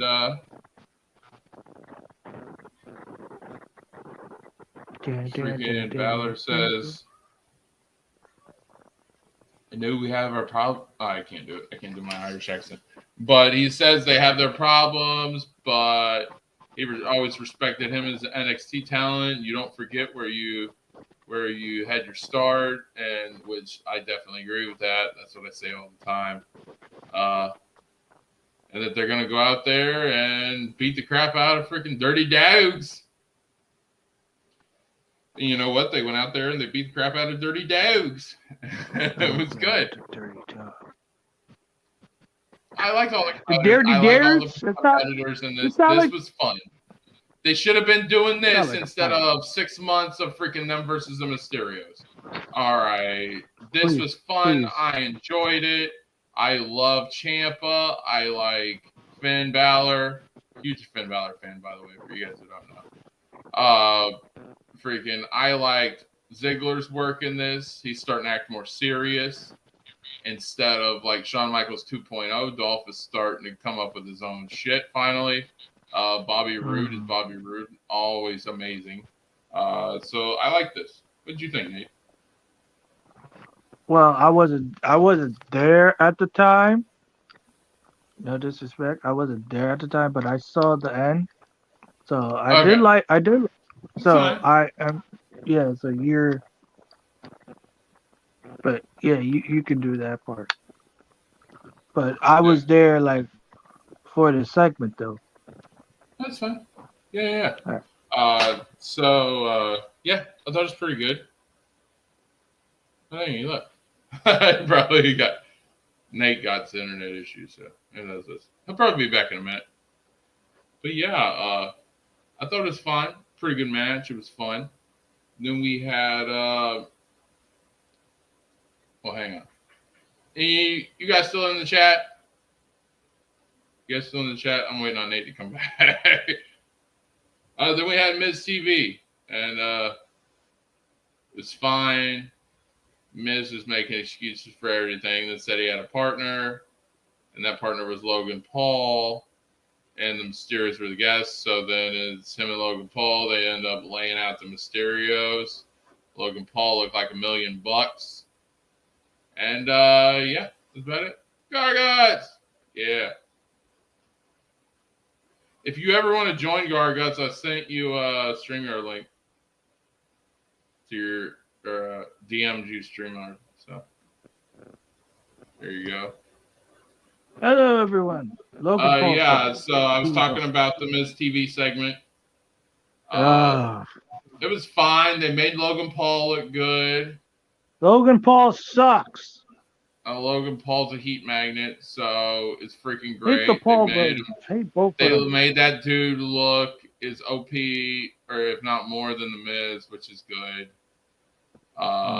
It was fine. Miz came out in the suit and everything, so it wasn't the stupid Karate Kid crap. Whoa. Oh, it's just noisy. Okay. But yeah, it was good for what it was. I'm starting to like Dom a little bit more. I guess that's a plus. I'm still waiting for my. Dom heel was turn, annoying, but I felt the seriousness coming out. I like that. I still want my heel turn. I still wanted them to turn the Mysterios heel and have like a Mysterio family, like a royal family. Turn Dom heel. storyline. Turn Dom heel. Yeah. It's not gonna happen anytime soon. Make it a Godfather type of deal. And then we had Rhea versus Nikki.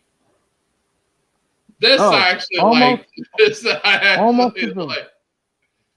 Because freaking they have a match, right? And it's pretty good. They're pretty good. Then Nikki starts running her mouth all the time. And then every time she runs her mouth, Rhea catches her. And then Rhea's like, I'm done with this. Let me finish this match up. It freaking destroys her. Squash. 1, 2, 3. And I like this. Squash her. What's your thoughts? I just don't. I already know almost a villain. Listen, I already told you what's going to be our WrestleMania match, which will be Almost a Villain versus Mighty Molly. And that's going to happen. And then there's going to be a women's battle royal, and Rhea Ripley is going to be the women's battle royal, and that's where her confidence comes in. Then you're going to have a rematch between Bianca. Bianca's going to win the women's championship. Then Bianca and Becky's going to win, and then Bailey. Dude, I just asked for your Bailey- thoughts on the freaking match. I didn't ask you to fantasy book the whole fucking thing. But that's pretty much how I'm doing this. Listen, almost a heel is almost a heel. I No, hope because it's we have over. other segments to get to, and you're skipping. Well, almost a heel is over. Almost a villain is over and done with. Sorry, almost a I villain. do not think that she's going to be in a match with Mighty Molly. She will. Watch. Nah, she's gonna go to WrestleMania against Alexa. That's what's gonna happen. Alexa sucks. She's not going. No. No, you suck. I'll say Liv sucks all day then. No, I'm saying what's his face sucks. I'm not talking about Alexa Day. I thought you said ripped Alexa my head off sucks, for so no I've been reason. like, yo, I'm bro, talking about. crap. I'm talking. Sir, Well, yeah, sir. I wasn't but I meant almost a villain sucks. She sucks. Okay, good. I'm saying that she was gonna squash her out there. I'm saying I was thinking in my head like Alexa's gonna squash, but I said that she sucks, but she's not. Of course she's I think she's gonna be a Nikki. squash. She needs to squash Nikki for Nikki to go back to Nikki Cross and get rid of this stupid freaking. But the problem is her music is awful. Dirt shit. But her music is awful. And plus, I would love Nikki Cross because this gimmick is awful. Yeah, the match is fine, but ain't no way Mighty Molly's coming back. That's a Royal Rumble thing. That's it. I thought it was funny. What? I thought it was funny this year. Mark this day, Josh. Mark it. All right, we'll see. We'll be... start placing bets. You guys heard it here. All right. I think it's going to be Nikki versus Alexa. He thinks it's going to be Nikki versus Mighty Molly. And also, I'm going to give you this one. I'm going to think it's Alexa versus Liv. And that's going to be mine. No, if they put Alexa and Liv together, it's not going to be as rivals. It's going to be as a tag team. Because they're starting to form women's tag teams now. And when we talk freaking SmackDown, we'll get into that. But next was another Taker Hall of Fame promo. Same one that they've been showing for the past week, but it's still good. It's fine. They got the Kid Rock music back. I think it's good. They show it. So American Badass. Yeah, I love that. And so next we get Priest versus Shelton Benjamin. I thought this was a pretty fun match. It wasn't bad. Priest wins. He gives Shelton, he does a post-match promo in ring. He says, at least Shelton Benjamin had balls to challenge him like a man and has respect for Shelton Benjamin. But then he feels like he doesn't get top caliber opponents and he wants someone WrestleMania worthy. And the crowd start booing him. So you're looking at a possible heel turn right there. So it's good. He's been good guy long enough. It's time to turn him heel. Kevin Owens? No, freaking Damian Priest. I he's agree. Been good guy long enough. It's time to turn him heel. And then out comes Finn Balor to challenge him for the U.S. title, which is the one title Finn Balor hasn't won. And then he'll be a Grand Slam champion. Yep, and that's cool. Put the title on Balor, which is going to drive Damian Priest to turning heel and really going bad. So it works on both ends. So yeah. Wait, did he win tag team champion?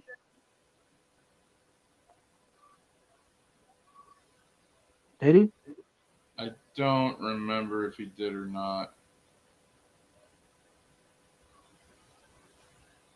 I'm not sure. Oh. I want to say, yeah. I'm to be honest with you, I'm not entirely sure if he did or not. That's a really good question. It's got me stumped. But yeah, so next week they're gonna have Finn Balor challenge Damian Priest for the United States Championship.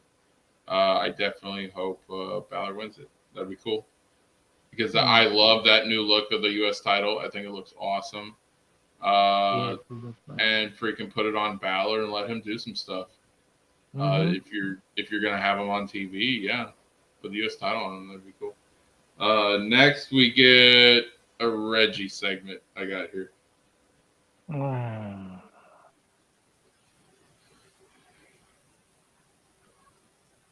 I gotta be honest. This is the part where I checked out.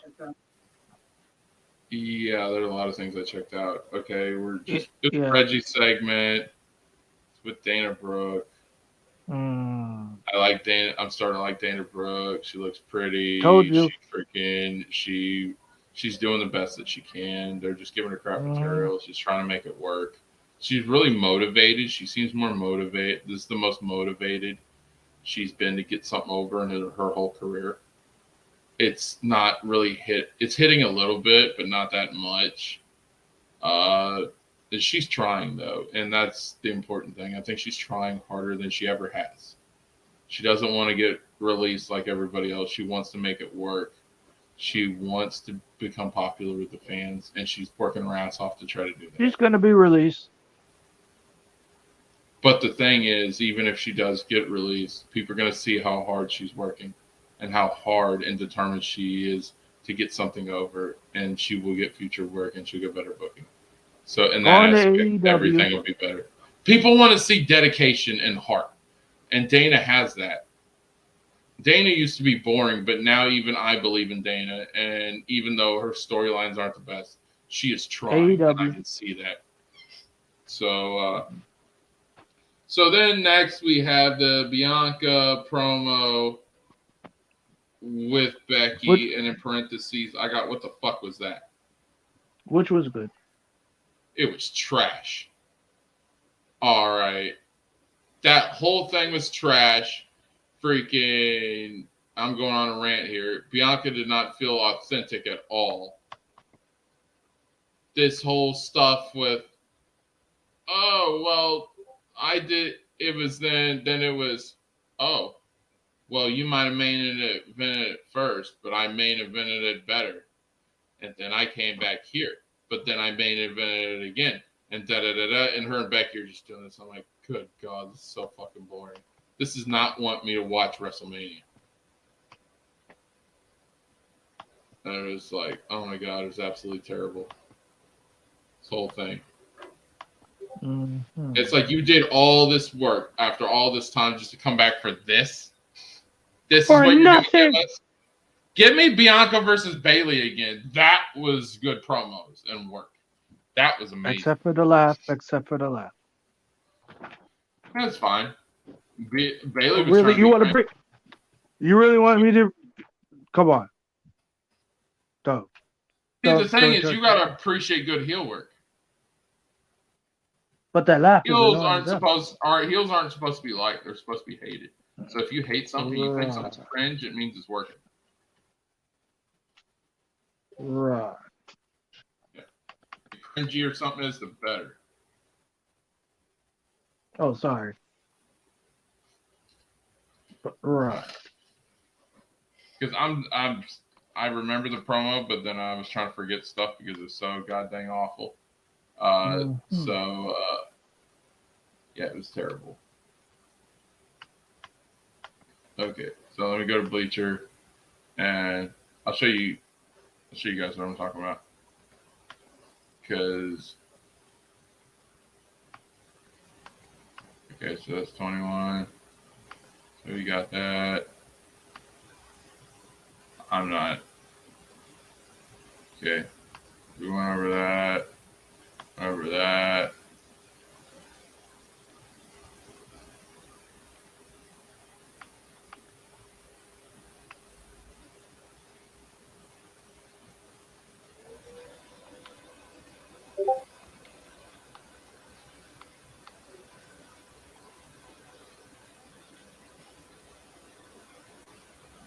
That's all they said, led into some insults. Mm-hmm. I don't know what the insults were. Okay. I did better notes than freaking Bleacher Report did. That's sad. Yeah, but the insults were just so dumb. I thought Bianca was better than half of it. And it's just like, yeah. And then it was just, yeah. So then that led into Bianca versus Doudrop. I did like this match, and she finally got Doudrop on her shoulders to hit the KOD. And if you've been following Bianca's storylines, That's what she's been working for all year to be able to do that. She's never been able to fully nail that move to perfection. And she nailed that move to perfection. And so seeing her finally accomplish that, especially as a face, was freaking amazing. So she she finally gets her up over her shoulders, hits a KOD, 1, 2, 3, wins the match. It was good. You know what that reminds me of?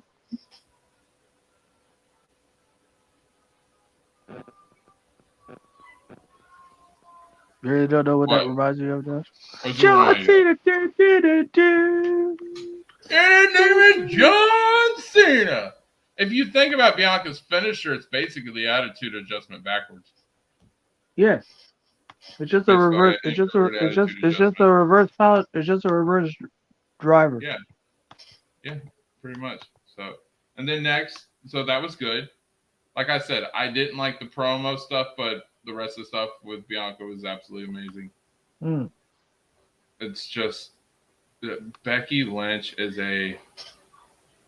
she was cutting the promo, and I was like, thank God Becky's coming out. And then Becky made it worse. And I'm just like, you're such a shitty girl. It's ridiculous. It's like her material's not even good. It's just fucking sucks. Lame. Yeah. And then we have an Edge promo, and this saved me. This brought me back into the show. Because that Bianca Becky stuff is trash. Then Edge is talking about his WrestleMania moments and everything, which was good, especially for newer fans. Because Edge was out for 10 years, so you got a lot of people who don't know all Edge's accomplishments. I know. And he talked about how much WrestleMania 2000 meant to him with the tag team ladder match, and then he gave a shout to Devon, which I thought was really cool. And then started talking about The Undertaker and those matches and what it felt like for him, and how he basically the new Undertaker, and he's the guy to challenge at WrestleMania, which I thought was cool. If you're going to pass the torch from Undertaker to anybody, Edge should be the guy. That's amazing. So I liked it, and we'll see who challenges. I got a feeling it's probably going to be Cody, but yeah. It's either Cody or AJ Styles. That's my two. Cody or AJ Styles.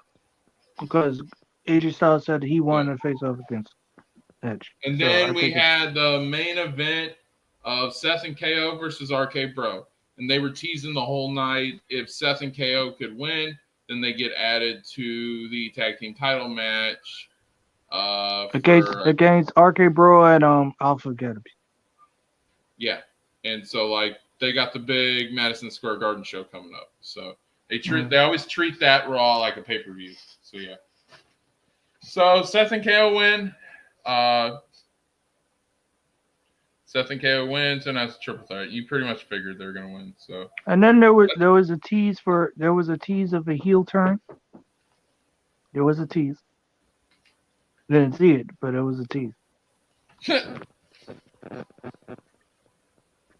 I said this to you that what did I say when we first did this fantasy booking? I said Orton is gonna turn on Riddle. Yeah, it was a good show. Even Bleacher Report saying it's a good show. But you had some hot and cold moments. Didn't feel like a pay-per-view type post pay-per-view show, but it did set up some storylines. So I agree with that. Now we go into SmackDown. Smack it down. And the final show for the podcast here, or stream. And thank you guys who are sticking around listening to us. It's fine if you're not consistent with chat, but you guys are hanging out with us. Great to see you. So we got SmackDown, my favorite show of the week. And we start off with my favorite and my wife's ultimate favorite, Ronda Rousey. And I thought this promo was really good. Welcome back, Hawk. Yes, it was. Welcome back, Triple Hawk. Yeah. And she, Cole started to ask her questions. She freaking cut him off until Sonya comes out. and freaking,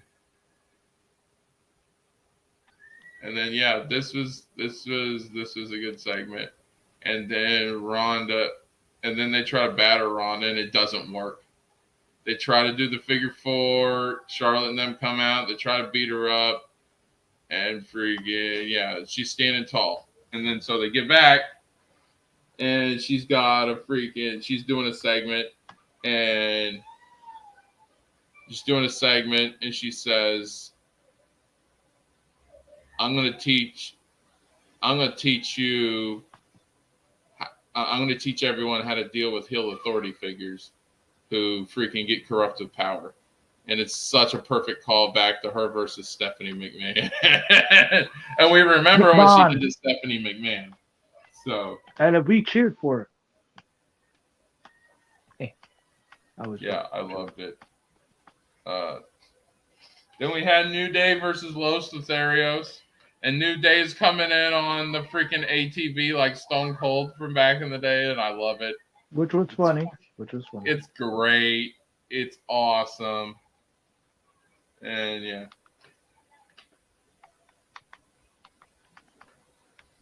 And then New Day did a backstage.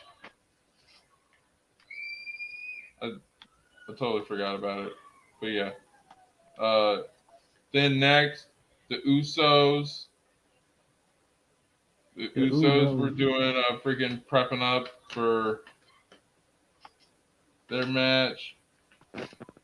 And then we got the Xia Li promo. So I thought it was really good. It was good. They're treating her like she's like a freaking Batman or a Zorro or something. It's cool for what it is. I like Xia Li. They're pushing her as a face. They got her looking like $1 million. Like she's got that serious good guy, freaking defender type freaking character, and yeah, it's definitely cool. I'm into Xia Li, and she has a match against Natty. No one cares. And I left in the notes, this was a beautiful debut match for Xia Li. I liked it. Yeah, it was a good. Nobody's supposed to care. Freaking, this was to build Xia Li up, make her look good in her first match, and she gets the win. And you saw how everyone An insane freaking roundhouse kick, dude. That freaking kick looked so good. It was lethal. So freaking yeah, I put in my side notes that I thought the debut for Xia Li was freaking beautiful.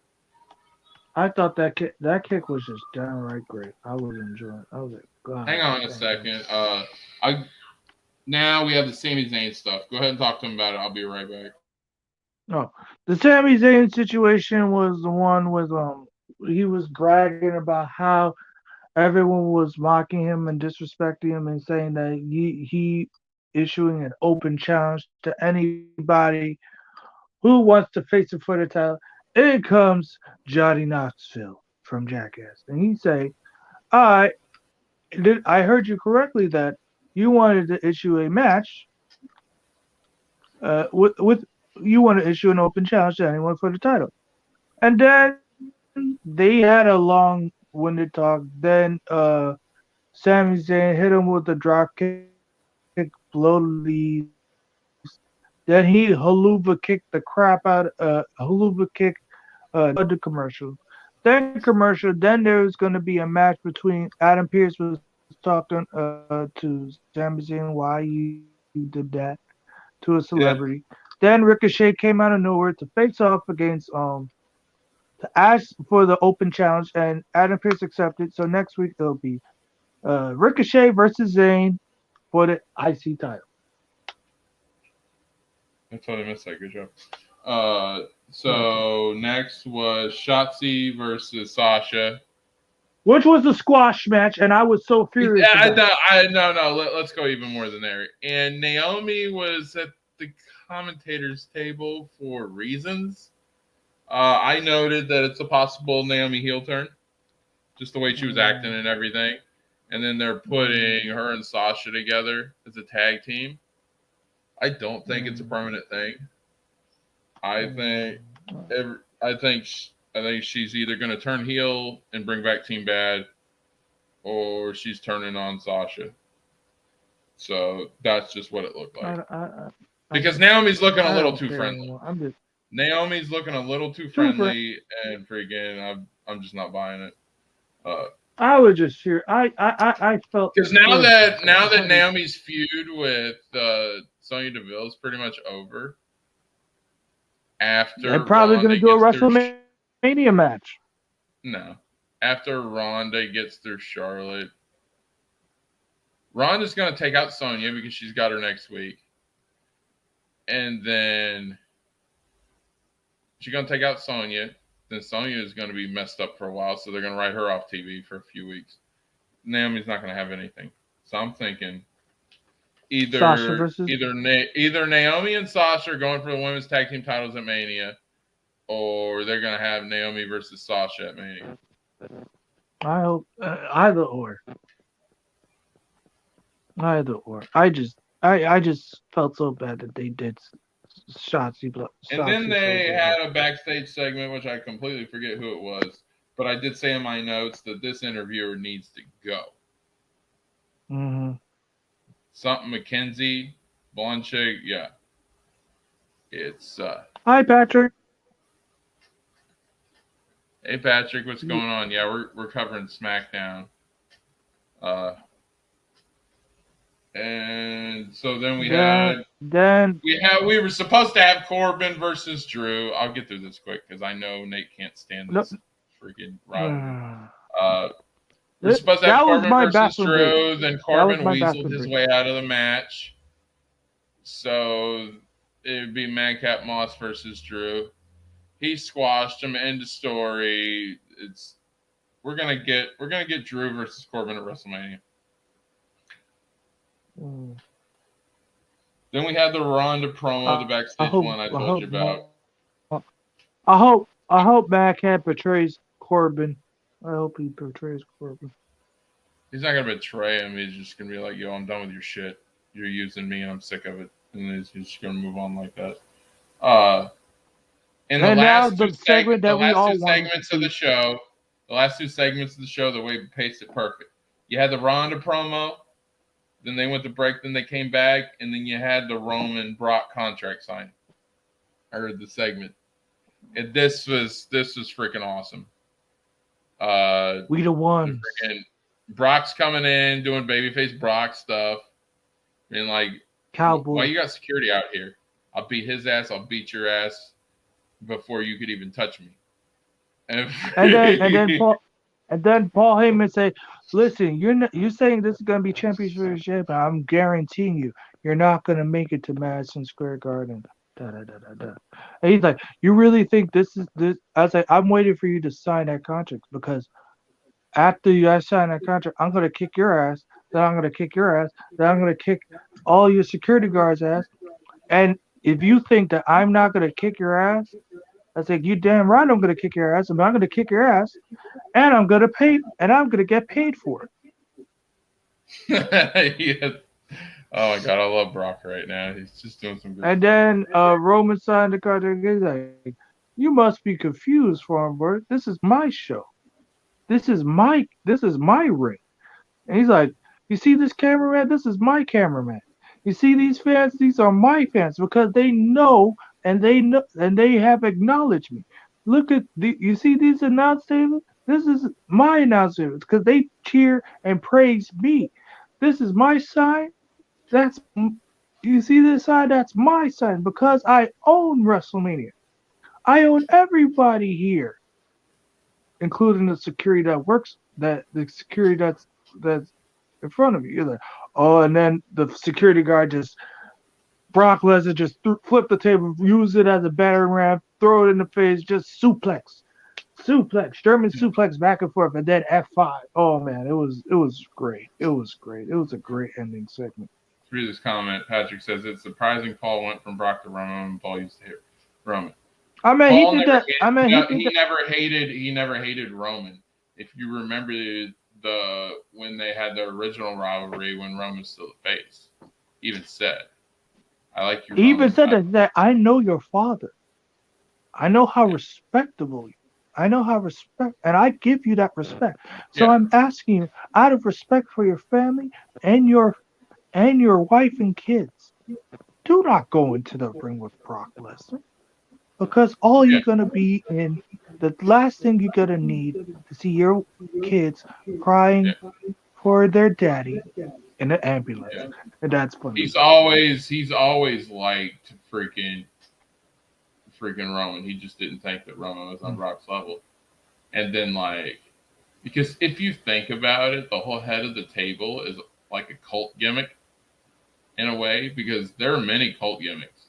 So it's like I'm the head of the table, and it's like Paul's drinking the Kool-Aid. For someone who's a guy who made many batches of Kool-Aid himself, for Paul to finally drink the Kool-Aid, oh my God, it's so freaking good, dude. Like, I love it. Hi, Christine. How are Christine you? was I hope you're having a good. wonderful Good to day. see you. Her and Saint been busy, with life, because they have a life. Hey, listen, it's all good. So Listen, it's yeah, all good, good. good to see I you. can't wait. I can't Good to wait see for you, this Christine. off season, man. It's gonna be awesome. This off season, I can't wait. A couple more weeks, Josh, until free agency. Let the games begin.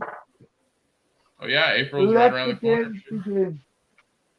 Oh, we're doing a big WrestleMania party, so you best believe Oh yes, we are. it'll be a lot like my Elimination Chamber one, because I did that on my phone, and you guys dude, do you know we have almost 200 views on that freaking video, and that was only 3 hours? Really? That's That awesome, elimination, man. yeah. So all you guys who want to hate on Saudi, fuck you. All right, freaking Saudi gave me my highest view video in history. All right. Even though Saudi's kind of. Yeah. I don't give a crap, dude. It gave me my highest view video in history. That's amazing. Hey. I appreciate. I'm glad we got more people It's only to 3 hear hours. us, Give me my highest. which is good. Yeah. So I'm good on that standpoint.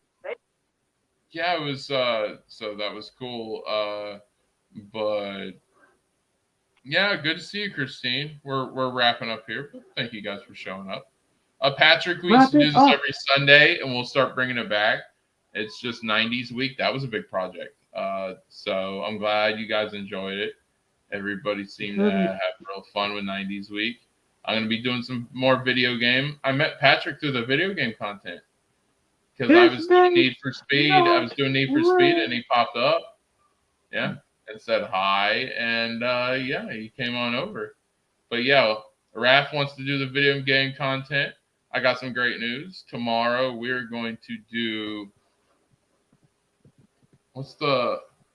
we're going to do the new Madden game for PS5. So for all you football fans, probably enjoy that. And so what I'm going to do, because I was thinking about Nate in this one, I'm gonna pick the Bucks going up against the Jets. I'm gonna kick their ass. All right, so yeah.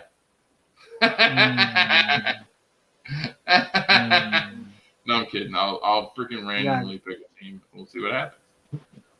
All right. But yeah, we're gonna do a lot of it. We're gonna do some video game content this week. Right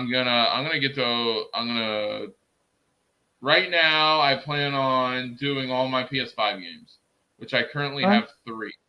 A week from Monday is when WWE 2K22 gets released, and we will be doing a big debut party for that. I'm going to test the game out. We're going to live stream it, and we should have fun. So if you guys have not gotten the WWE game yet, watch my gameplay and see if you like it or not. Because it's too sweet. Yeah, that's Aaron's shtick. I had to do it. I had to. It's too sweet.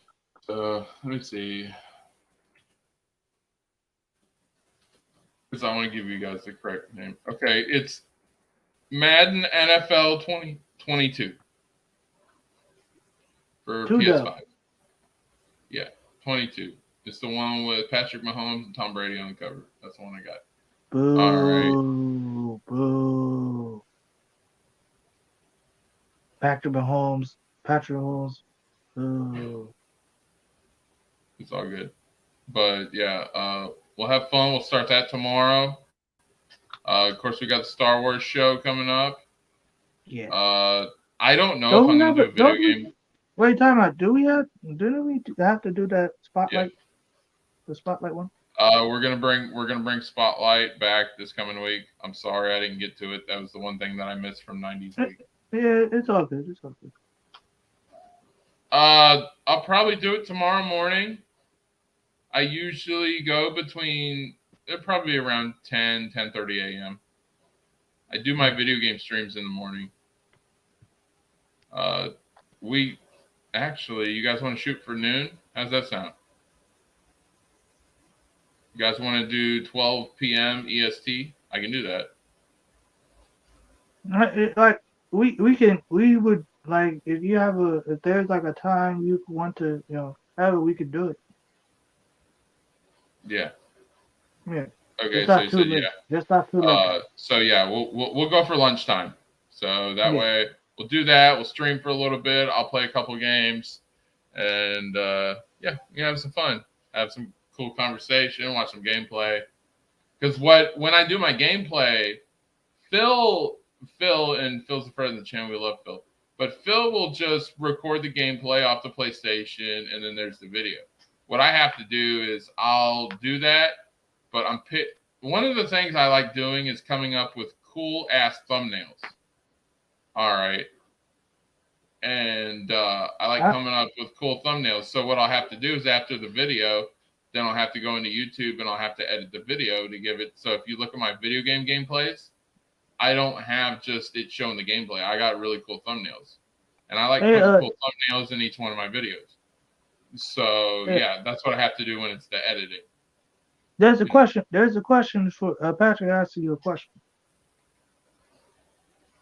Yeah, if you like it, basically what I'm seeing is whatever gets the most traction is what I'm gonna do. As far as I'll do like 2 singles games, and if I see that there's enough people in there, all I need is about 3 to 5 people in the chat and have a good conversation going. And if we keep the chat busy, then I'll go back to it. That's why I haven't gone back to Final Fantasy or Need for Speed, because I'm trying to see if it sticks. But it's Final Fantasy. Yeah, but I gotta in our Final Fantasy streams, especially with me and my son Raph doing commentary. You guys are really into that. The Final Fantasy was very successful, so I might go back to that, but I want to try other things first. I understand. I feel you. Yeah. And whatever's the most popular is what I'm sticking with. So the Star Wars series, everyone loves. That's why it's a regular. And let's see. We've had at least, see, this chat's been pretty busy. So we've had at least 5 people talking about the wrestling show. So that's why I continue the wrestling show. And this channel was started on Star Wars and wrestling. So it's kind of our thing. Because it's the 2 things in the community people don't cover. And we cover the things that everybody else doesn't. Because we're good. Because we're cool like that. And as much as I like Aaron, there's no guarantee on the wrestling shows. He gets busy with other stuff and does the pop culture. We ain't Charles Barkley, man. Huh? We ain't Charles Barkley. We don't guarantee. Yeah. Like, so it was, and I saw that he wasn't covering it. So I'm like, okay, let's do it. Let's cover what these other guys aren't. I'm not going to copy people's content. That's why I'm not going to do the video game podcast anymore. Because Saggy and RJ have this big old rollout. And that's cool. And it looks really organized and looks badass. And so they can do that. But I'm not going to do it. I'm not going to copy content. And I have hot takes on that all day. Here's my first take. Copying content, I think, makes you extremely boring and nobody wants to watch you. I agree. How many times are you going to watch someone do a review on Book of Boba or Peacemaker? I'm not shooting on anybody. I'm shooting on the idea. Yeah. Join the Hate and Order. Awesome Discord. Seriously, guys. That's amazing Discord. My 2 favorite Discords our Nate's Discord and Geeks Discord. They got really good stuff going on. So yeah, Garguts has an awesome Discord too. His don't worry, I'm Discord, gonna. those 3 Discords that help my videos get a lot of traction. Yeah, don't And worry. yeah, and I go on Gargut's show almost every night. So freaking, I just love it. And that's if you ever want to get on Gargut's show, you got to be on his Discord because that's how he does it. Because he does Streamlabs and he doesn't do StreamYard. He does Streamlabs and other softwares and uses Discord a lot. And it's cool. He can do it a whole lot better than I can. I'm still trying to get familiar with Streamlabs. Wrestling. Yeah. Garguts wants me to revisit 90s week, but he wants me to do an entire week full of 90s wrestling. I actually think it's a pretty good idea. That's a good one. Yes, Garguts wants me to do that. And him and Jesse inspired me to do 90s week in the first place because where we were talking about the 90s song. week. Yeah, and I was like, wouldn't it be cool if we did a full week just of 90s content? And we did. Awesome, guys. But the thing is, we had so much 90s content, and we only had 7 days in a week. So Yeah, I know. It should have been like 90s month. Like for example, like if it was like September, that would be 90s month. Yeah, I'm just like I didn't know that it would do good. Now that I do, we can always go back. We can do another 90s week and do stuff like that. But yeah, Garguts will definitely do that. I know I don't have a big wrestling community, but I got at least 5 of you guys in here talking about it. So that's all I need to start out with. We can build later. But yeah, we'll do a 90s wrestling week. I just got to plan it out. Me and Nate got to sit down and be like, okay, here's what we want for our wrestler spotlight. Here's what kind of shows we want to do, things like that. We can definitely do it. We could do like a retro review of like an episode of Nitro or something like that. Like, and then do a retro review of like a Raw episode, and we come up with different shows and things like that. So many ideas. But yeah, we'll definitely, we got to work on it. I got the idea, but I want to put some development into that Garguts. It's gonna be nice. And then if any of you guys know people who do intros that might be willing to help me out, I'd appreciate it. Yeah, I know Geeks is working on one intro, but I want an intro for every show. Yeah, so like if we do a wrestling show, I want an intro for that. Yeah. If the Star Wars is the one that Geeks is working on, I'm gonna use that for the Star Wars show. Yeah, I want to do at least 5 different series a week. That way I get a couple days off. And then we pick what series and see what works. The video game gameplay I'll do for one of them. Then Star Wars is the second one. Then the wrestling is the third show. And then I got to see whatever. I might do a movie review and then one other one. But yeah, we're going to wrap it up. We're going at 2 hours. Not too bad. Yeah, and like the thing is, I don't like going on late, but I accommodate people who come on. If they need to come on at a certain time, I will accommodate them. That's why I do it. But I don't like going on late. So Nate wanted to start between 4:30 and 5, and that's what time I like. I like doing the dinner hour. That's where we're the most engaged, and you guys are coming on. We're hanging out. We're just having fun. And this podcast format, I like, and there are not a lot of people streaming in the community at dinner time. That's, it takes, we're going on 3 months now, and that's my slot, the dinner slot, and that's where I get the most audience. And so we can just hang out and talk, See, the thing is, people are like, oh, well, you care about the numbers. You don't care about your friends. You can care about both. We do. We always appreciate. Yeah, you can care about your friends and you care about the numbers all at the same time. You gotta meet in the middle. That's the important part. If you can't do that, then what's the point? I wish I could get on earlier. Garguts, let me know when you can get on. We can work something out. Yeah, like I said, Garguts, it's fine, dude. Like, yeah, let's work on it. We'd love to have you on. Anytime me, you, and Nate are freaking just chilling, talking on a panel, I'm having a blast, dude. So yeah. We love you, Garguts, and we love to have you on. And I'll freaking, I'll be on your show tonight, whatever time it is. I'm sorry. Garguts, something on really late last night.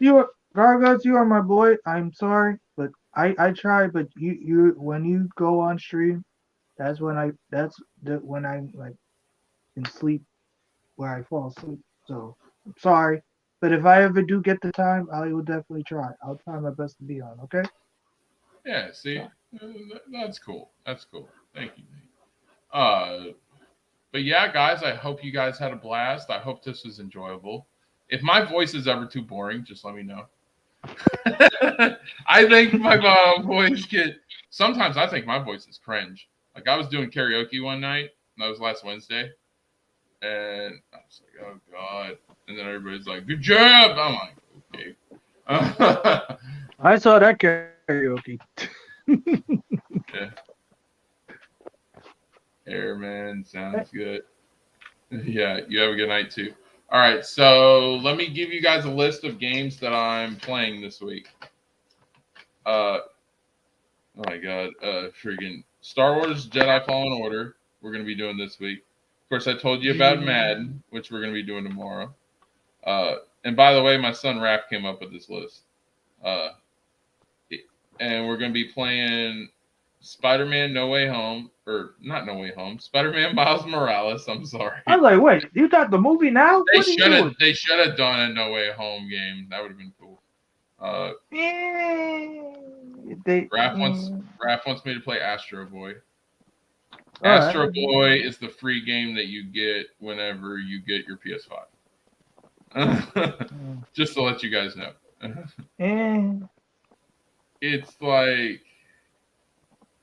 It's like Little Big Planet, basically. Okay. Yeah, so it's not too bad. It's okay.